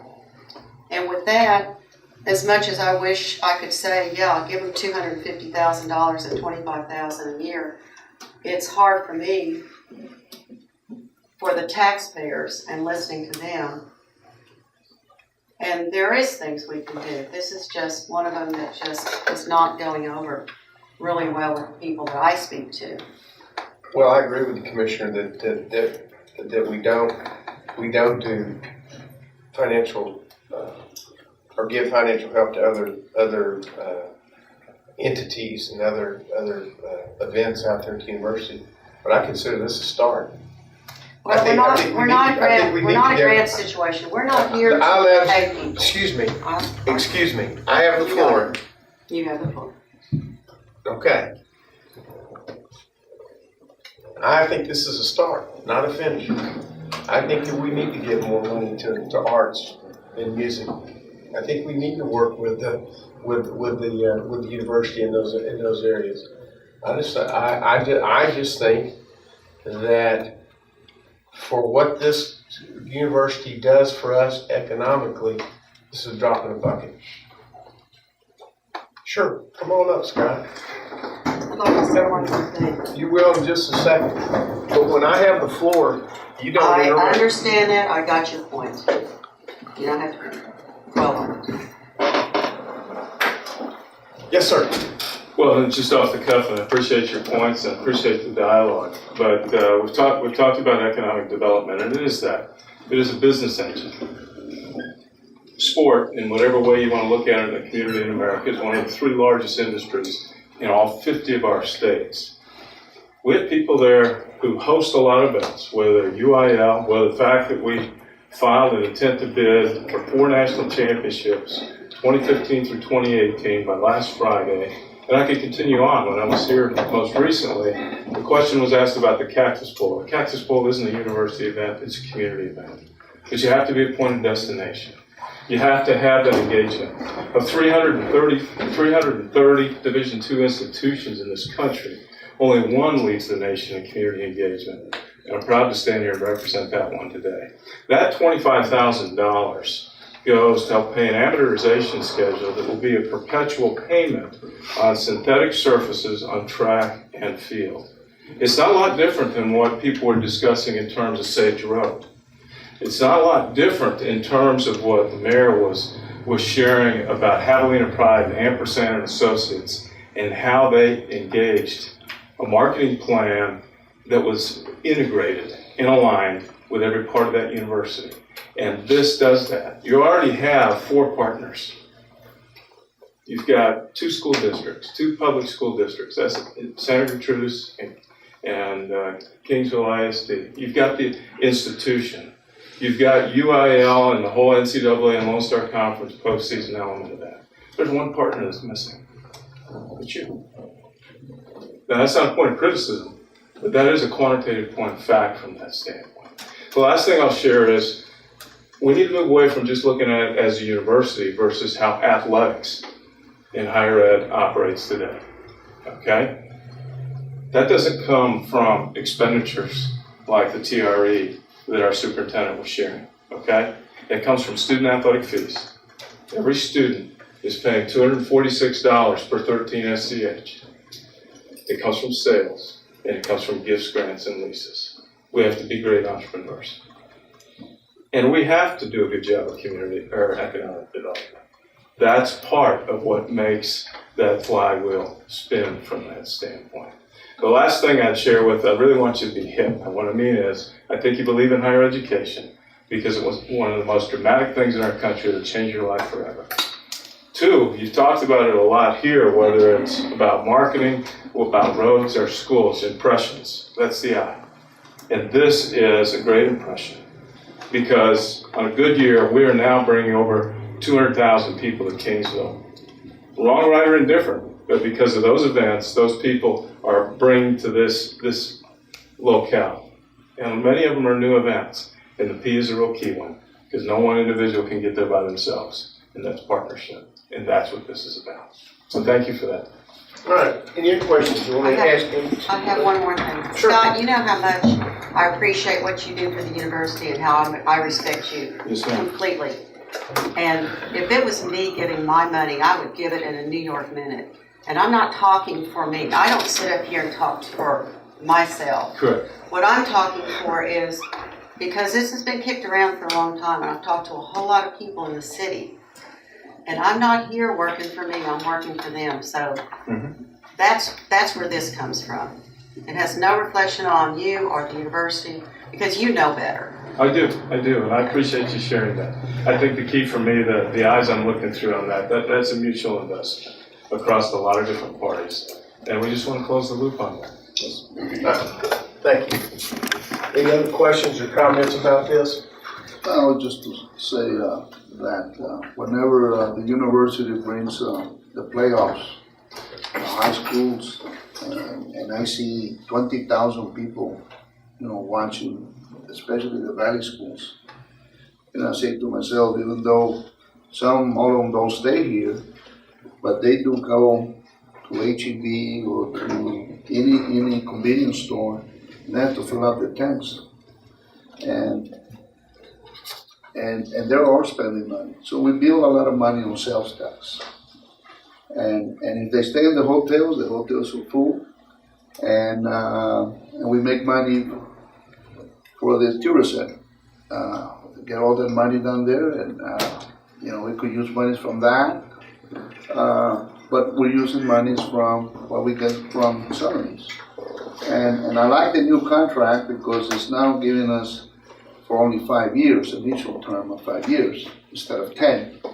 And then also we can terminate this anytime we want to.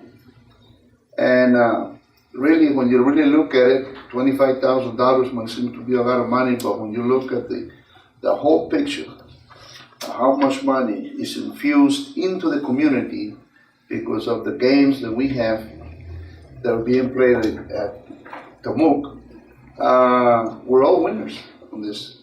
The university uses that as a recruiting tool. They come in, they're able to see the university. Hopefully they increase their enrollment. And now we're generating money through the sales tax and the hotel. And probably other areas that I can't think about right now. But really, when I look at it, I'm surprised that they're only asking for 25. When I go to other universities and colleges And just in the Lone Star Conference, I mean, you can see where their cities are pumping money into their schools. And we ourselves have never done that for years. And now, you know, it's finally coming to us, and I think that we should approve our interlocal agreement and see how it's going to work. We have a way out. We're not hooking to 10 years or 5 years. We can quit anytime we want to. And so I'm willing to give it a try. Is that a motion? That's a motion. Second. Okay, motion made by Commissioner Pecos to approve this interlocal agreement, seconded by Commissioner Pena. Any other discussion? Ms. Mayor, in a particular motion, there's a letter where it describes where we're going to get the $25,000. And it's coming from $100,000 that we get from industrial district agreement with Ticona, which is Celanese. And we get $100,000 directly from them. We've been getting it for a number of years. And we have a continuing agreement with them for 15 years. We'll continue to get it for 15 years. And this particular money is not going to come directly from taxes. It's going to come from their contribution that they give to the city. Although it's all considered city money, I just want the public to know that it's not coming from their taxes. It's coming from additional money that we get from this particular industrial district agreement that we have with that government. And if I remember correctly, Vince, we set this aside for economic development. You have not budgeted, use this money in your budgeting That's right. process. And that's a proposal I'm going to make. The city commission will have to approve that as part of the budget process coming up. But that's my proposal. Okay. Any other discussion? Roll call vote. Commissioner Garcia, Yes. Commissioner Luber? Nope. Commissioner Beckles? Yes. Commissioner Pena? Yes. Mayor Fugit? Yes, next item is consider resolution authorizing the police chief to enter into an operating agreement between the Commander, Navy Region Southeast and Naval Air Station Kingsville and the Kingsville Police Department Communication Bureau, Clayburgh County, Texas, relating to managing emergency 911 calls for service at Naval Air Station Kingsville. Chief, it's good to see you. Good to see you, sir. Mayor, Commissioners, in our efforts to continue to work with our local Navy installation, we're proposing an agreement to be signed with the Commander of Navy for Navy Region Southeast Regional Dispatch Center. NAS Kingsville will be moving their dispatch operations to Jacksonville, Florida. So this is basically an agreement where if a 911 call originates anywhere on base and for some reason gets transferred automatically to the Kingsville Police Department, we'll have the availability to move it over to Jacksonville so that they can respond to calls. In the meantime, if 911 should go down and we get calls directly, we'll be able to force them through to the local services, security, and their fire department. There's also a clause in there where it allows for during specific emergencies that they will raise up their communications section at NAS Kingsville. So we offer this agreement for your consideration. Well, Council Navy. Yes, sir. No-brainer. Okay, motion made by Commissioner Garcia to approve this resolution, seconded by Commissioner, did you make that? Beckles? Yes, sir. Okay. Any other discussion? Roll call vote. Commissioner Luber? Did you call me? Yes. Yes. Commissioner Beckles? Yes. Commissioner Pena? Yes. Commissioner Garcia? Yes. Mayor Fugit? Yes. Next item is consider resolution authorizing the city manager enter into an agreement between the city of Kingsville and the Ezra Cell Foundation relating to the Petrovena Kennedy Act.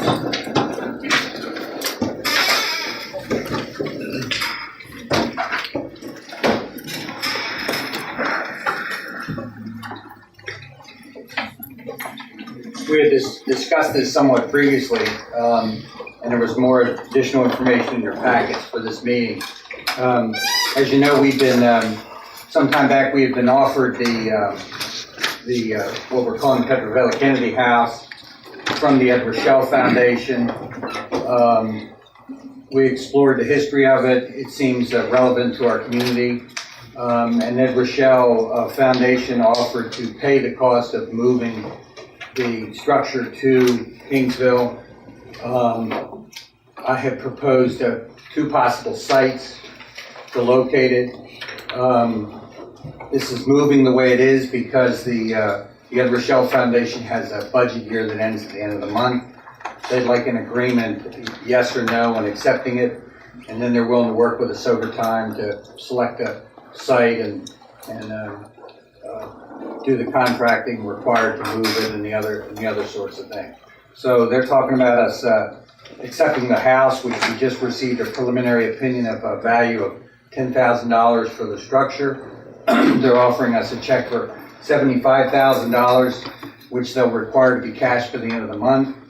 And then they're offering to work with us on the timing and the contracting for the move to a location of our choice within the city limits.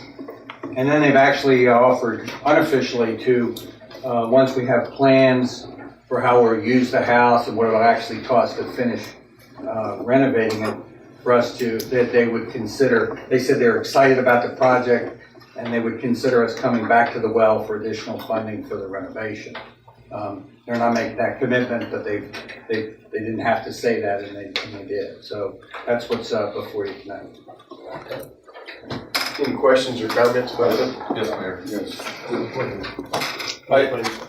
I've had discussions with Vince, and I have quite a few reservations about supporting this particular project. I have a concern even, on the historical ties with Kingsville. I'm not really sold on it's a Kennedy home, maybe it belongs in Kennedy County. I don't see the Kennedy Foundation supporting this particular project as well. I looked at the location. I don't think the location, at least you said there's 2, I've seen only 1. I don't see it as appropriate. We haven't finished the canopy. There's some projects that we haven't pulled through. That's concerning to me, that we engage in bringing this particular project at a time when we're working on the old H.M. King project. That's a historical building. There's other projects that I think we need to have some specific timelines to add this particular project at this point, with really no commitment from Ed Rochelle, other than the fact that they said they may have the funding. We're looking at what, 150, 200,000 maybe, to get it into a workable or livable condition. That's a lot of money, in my opinion. And for that reason, I cannot support this home coming into Kingsville. Commissioner Garcia, did you want to say something? Yeah, I'm just curious about the second location. You mentioned 2. Yeah, I had, in the staff report, I had indicated the location here on 6th Street, but also the possibility of locating a 3rd and King on the property of the new City Hall.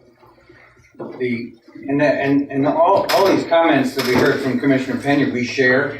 We didn't seek this. This was offered to us. The question before y'all, it's certainly not before staff. The question for y'all is the history and the potential utility of this building worth accepting the gift that we're being offered by Ed Rochelle? What we did in our staff is say, okay, if we had this building, how would we use it? We think at the downtown location, particularly, it complements the use of trying to develop public space for events downtown. It gives you, we already have the pavilion as a covered space. This would give us an adjacent enclosed space with some history that we can use for meetings and events and weddings and whatever. That's what we're proposing as an appropriate use of a building like this.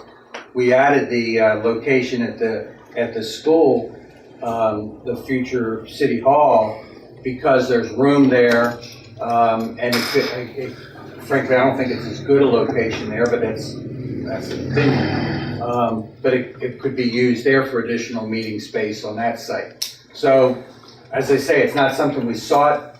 We're presenting it. We think there's significant historical value. We do think that we'll probably pursue additional funding from the Kennedy Foundation. They were interested in it, but they weren't interested in putting on their site. They're sort of landlocked where they are at their museum. We have had discussions with them. We may be able to get some funding from them.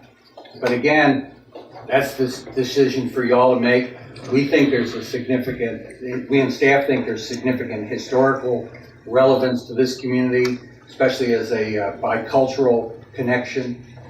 We do think we can use the structure in a way that has substantial utility and supports economic development and tourism development and other community uses.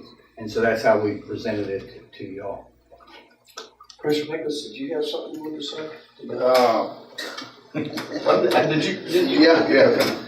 gonna ask Commissioner Lynn next. Bob, on Edward Sale, on your gut feeling, do you think they're gonna give us additional funding? Well, we had a meeting with in the mayor's office. This man did not have to say, come back to the well. He did not have to say that his board was really excited about working with us, but he said those things. So I don't know the man. I mean, he said that. I take it as, he didn't have to say it, and he did. And he seemed genuinely interested. He spent hours with us talking about things and walking the site and going through the old high school. And I thought he seemed genuinely excited about working with us. I get the impression that they weren't ready to do anything with the building, and they thought that we were the ones that could do something with the building that they could support. And that's what the man said. So we're just presenting to you what was offered to us, and we packaged it so that you all could conceive of it. But all Commissioner Pena's observations and concerns we share. So it's a judgment call as to whether we think having this asset and going forward and using it in a way that complements everything else we're doing is worth the risk of jumping into a project where we don't have the full commitment. I think of the $150,000 or so that we might spend on it over the next couple of years, it seems like there's a good opportunity of recouping substantial that money from other sources. But that's just talk. I mean, I'm giving you my gut reaction to it. Well, I was just thinking that if the Edward Hill Foundation gives us some additional funding, after, we give them a plan and what we're doing and stuff like that, get a grant from them back again, then also touch the Clayburgh Foundation and also the Kennedy Foundation. Heck, Kennedy Foundation would not exist if it wouldn't have been for this lady here. That's right. Unfortunately, she gave all the money to the Catholic Church. And then they cannot cooperate. Well, I can't say that yet because they haven't said no. So. Commissioner Peckles, don't rewrite it.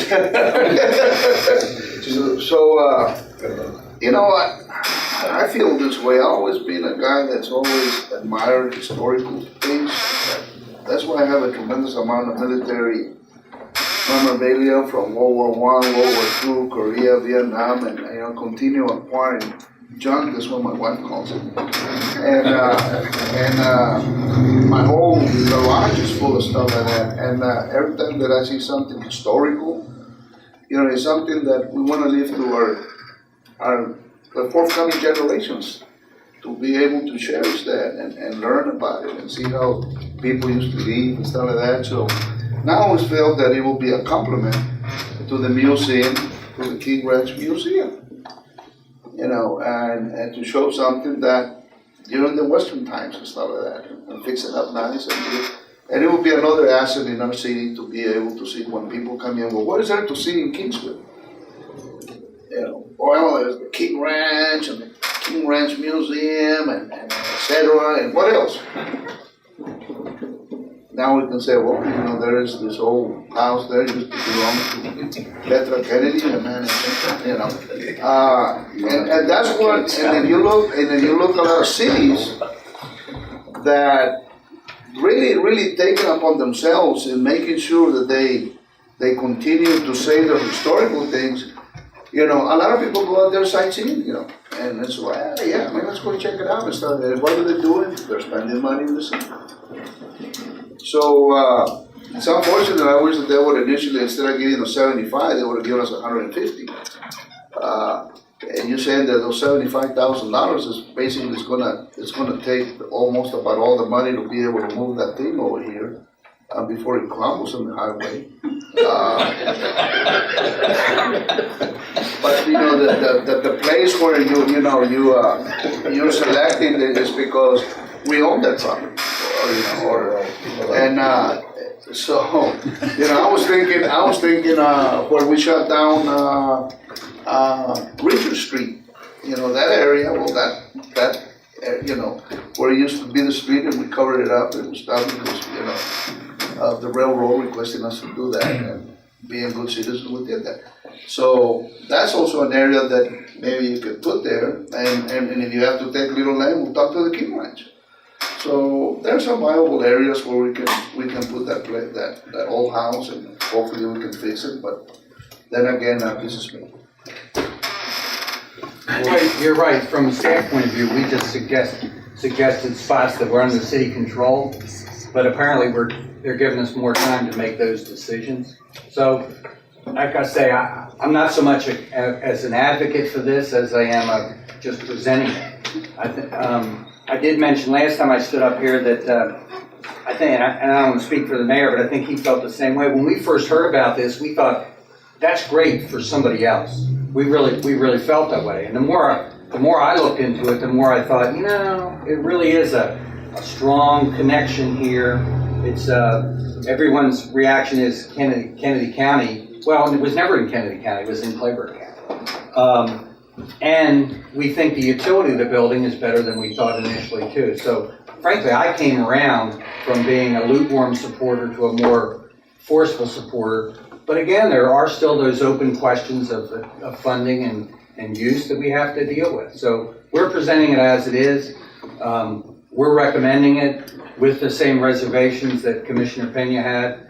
And really it's up to y'all to decide whether it's worth the risk or we should pass it.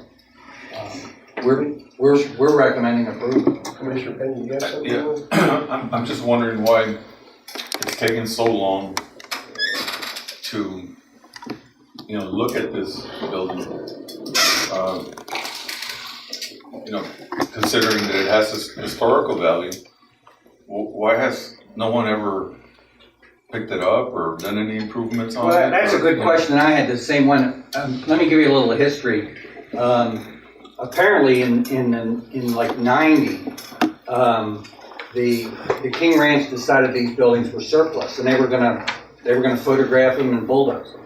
And a group out of Corpus moved them up to San Patricio to the to this property, to the old McGloin homestead, and they sat out there in the field for years. When you say that, you're talking not only about the Petra Kennedy house, but also the yeah. You're leading my next point.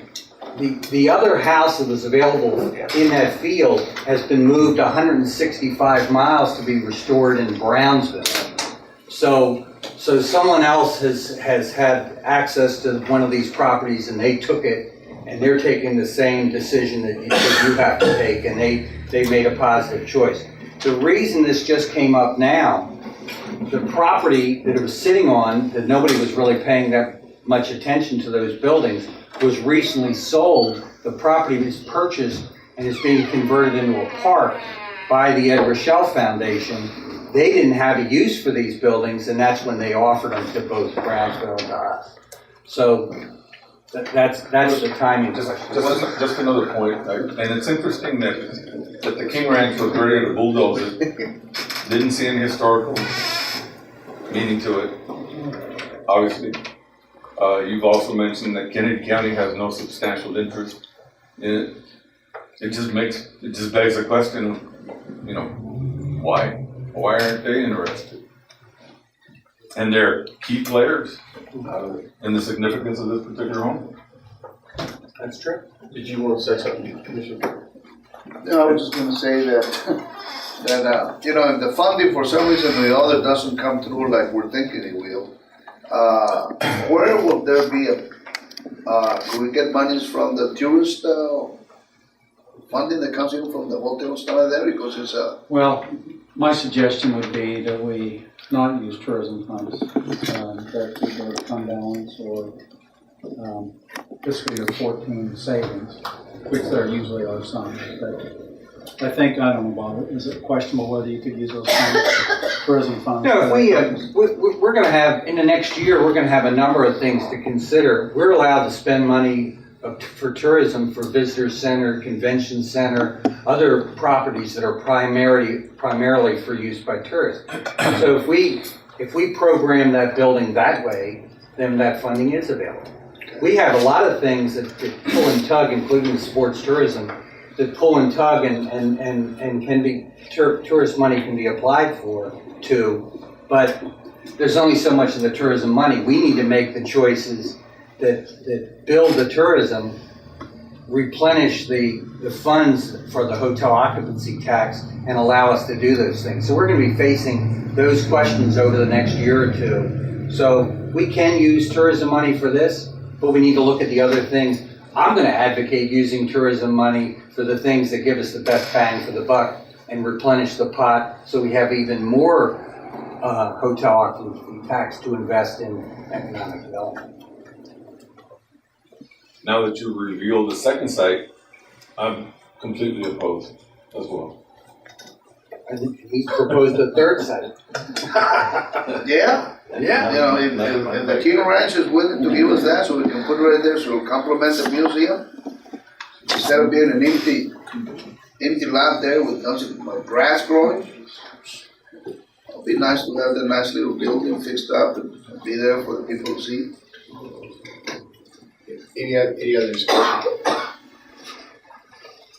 No, I think I'm good. Beat you down successfully. Well, I have some comments about this situation. Now, you know, it's a great idea. It's a great project, but unfortunately, sometimes life it's about timing. And Commissioner Payne's right about this, our old high school project. I know the county, this commission, past commission has provided $2 million for that project. We have $1.1 million of those dollars in play. We still have another $900,000 we got to find. Plus, that might not be enough to get us where we need to be to get into that building too. And that's weighs heavily on my mind. Another issue that I have is both of these places we want to put this in prominent places in our community. And I know Mr. Payne jokingly said the other day to me that we knocked down houses that are in better shape than this one. And I've had the pleasure to go up and see this, and it's really in disrepair. It's been neglected for many, many, many years. And Mr. Pagels is not too far off when he says that they're going to spend a lot of money to keep this thing from crumbling on the highway. It's going to be a real task. And because it's in such disrepair, and we're going to put this in such a prominent place in our community, for how long? You know, we had a mural that was supposed to be going in downtown. And that was the last commission talked about that. We still don't have it. We were talking about wayfinding within the past commission. I think we even appropriated some money for it, and it still hasn't happened. The project at the urban park has been very painfully slow. I have a real problem with this house sitting in either one of those locations for any extended period of time, I think we're gonna have problems. And I wanna know when we're gonna come up with the money to do this project and at the same time do the old high school. It's a real dilemma for me. Because I'm like Commissioner Pecos, I love being involved in restoring old buildings, and I'm excited about the old high schools, excited about the Douglas Center. I'd like to do something with the old Plato building, Plato School building. These are great monuments in our community that are neglected. And I just, are we getting too far out? Are we extending ourselves too far? And can we meet all of our obligations? It's a real risk, whether or not we can. That's kind of my position on it. I mean, we had a great time when Patty, Bob and I went up and looked at it. It's pretty exciting to have this old building. I just don't know if we can take it on. Not right now, and unfortunately, time is of the essence. You said we got 1 month? Yeah, what's gonna happen, this is it. It's now or never. Unless the Rochelle Foundation throws some more money in there, we can always have a special meeting.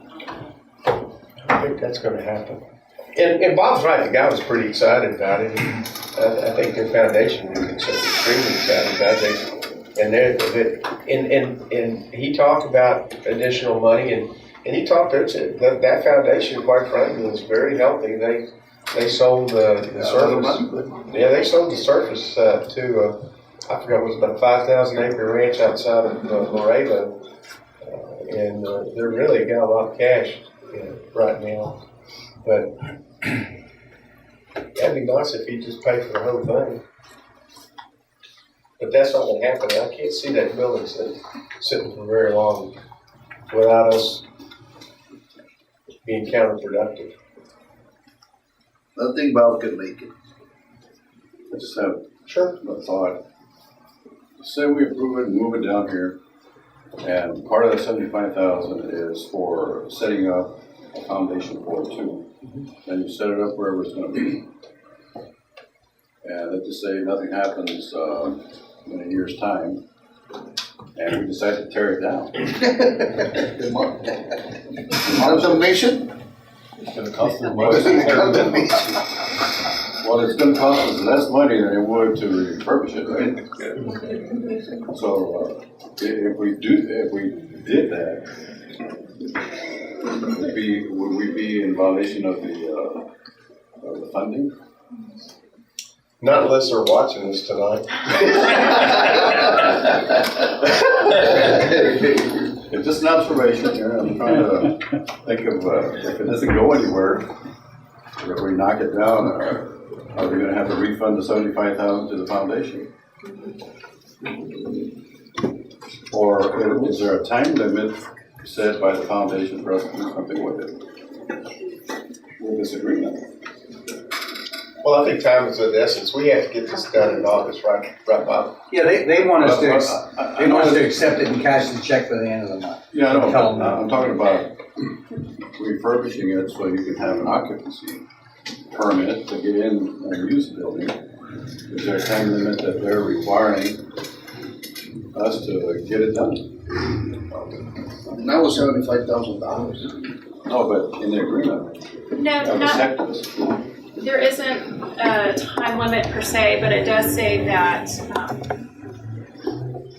before they would, I guess, release the funds, they have to have an agreed on schedule between the two parties for removing the structure and a plan that describes how we're going to be using the building in a way that satisfies the mission statement of the foundation.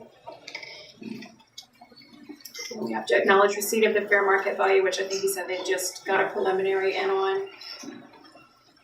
So there's not, at least in the initial representation letter that they sent, a finite time period.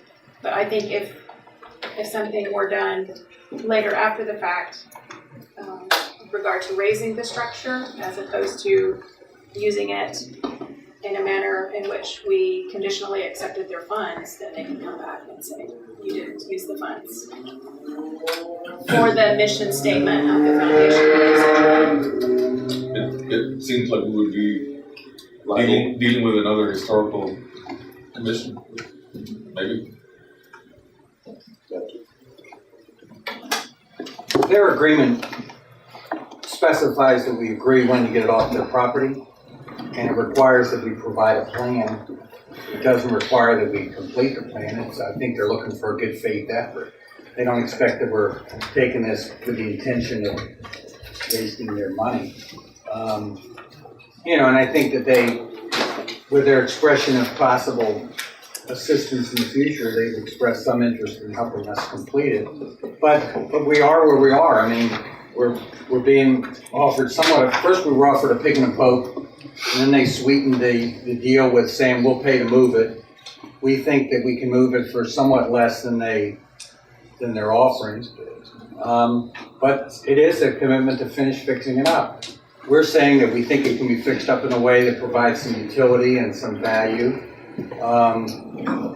And that's where we are. That's the question. Do we think we can raise the money and fix it up and use it in a way that's useful and helpful to our other goals?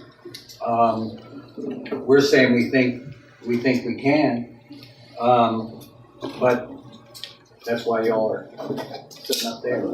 Sure. The house was moved to Rossville? It's still out there. I mean, it's still in the house? Okay. Have you called over there to see if they have started remodeling the home, or have they? Well, I think their situation may be a little different because I think they had plans for it on the front end, as opposed to our situation where we're being offered it and then being asked to develop plans. So I think their situation is a little different, but they did see enough value that, I mean, it cost them a substantial amount of money to move it all the way down to Brownsville. But I think their situation was a little different. They had a commitment and a plan and a vision to using the building, and then sought it. Whereas we're being, we're So there was money up front. That's what you're saying? There were funds up front. The project. Well, I think the city and I think some private interest in that community supported it on the front end. They have money available to redo it. Okay, well, it's an action item. You guys will fit it. Keep this one for them.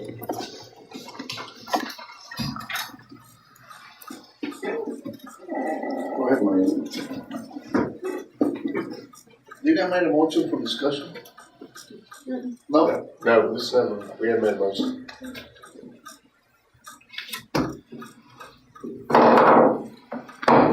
Is there a motion? I'll make motion to approve the agenda item as presented. Second. Okay, motion made to approve the agenda item as presented by Commissioner Garcia, seconded by Commissioner Pecos. Any other discussion? Roll call vote. Commissioner Pickles? Yes. Commissioner Pena? No. Commissioner Garcia? Yes. Commissioner Luber? No. Mayor Fugate? No. Next item is consider proposed tax rate. The proposed tax rate will exceed the effective tax rate or rollback rate, whichever is lower. Take record vote and schedule public hearings. Mayor and Commissioners, in this meeting, you will be setting the maximum amount the tax rate would go up to. And it's at this time, historically, what we've done is present to you right underneath the rollbacks. The way you play this game, Mark, is you set it right below the rollback, and that's in case, and then you would come back in later and we set the rate that we're really going to set it at. Yes, sir. That's correct. Yes, sir. That's correct.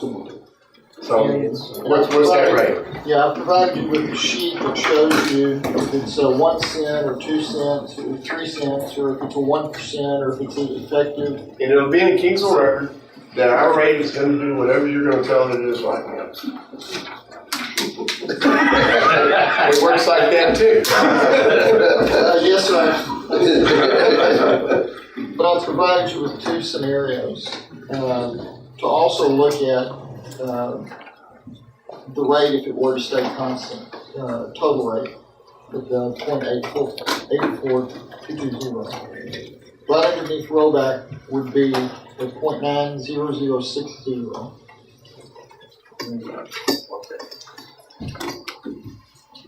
All right. Does everybody understand the procedure is that this isn't gonna be our tax rate? That's correct.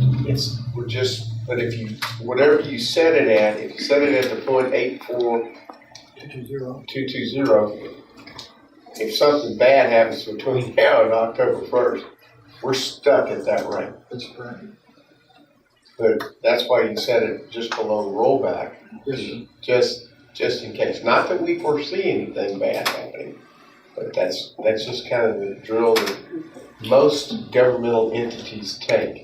Yes, they keep their options open until it's actually time to get everything finalized. At this Because point, you really, procedurally, once you set something too low and you pass a certain date, the way the tax code is written, you can't go back. You're stuck. Okay. and at this stage, you haven't heard the budgets presented to you for your consideration. It's really kind of, I don't quite frankly understand the exercise, but it's just a law. It doesn't make any sense. I mean, we haven't looked, we haven't seen anything in the budget. We don't look at it. I know what, I know that the city manager certainly is not gonna bring us a budget that's gonna ask for 90 cents. 91 cents. What's the figure? What's the figure again? 90 what? Right underneath rollback, it's the second packet that you have, it's 0.90060. Let me also make a point in kind of clarification. What you have before you is an INS, which is interest and sinking fund, would be at the rate of 0.18816. Now, we're utilizing, that's if we utilize 116,810 of interest and sinking fund balance. It would drop that rate down, which would allow us to have more M&O rate. And if we drop down the INS fund balance, the 116,810, it will drop that INS projected fund balance to 425,690. And that would be 29.14% of the schedule for the next year. And the range that we really should be operating in is recommended by our financial advisor and others in the industry, is that we operate between 25%, which is the floor that we can't go underneath based on our policy, and about 1/3 of the schedule for next year's debt service. And 29% is actually right in the middle of that. And if we do utilize 116,810 of our INS fund balance, then it would pull it down to 29.14%. So that's the strategy on this schedule that you've been provided for the INS. And then you have the scenarios for the different M&O possibilities. Okay.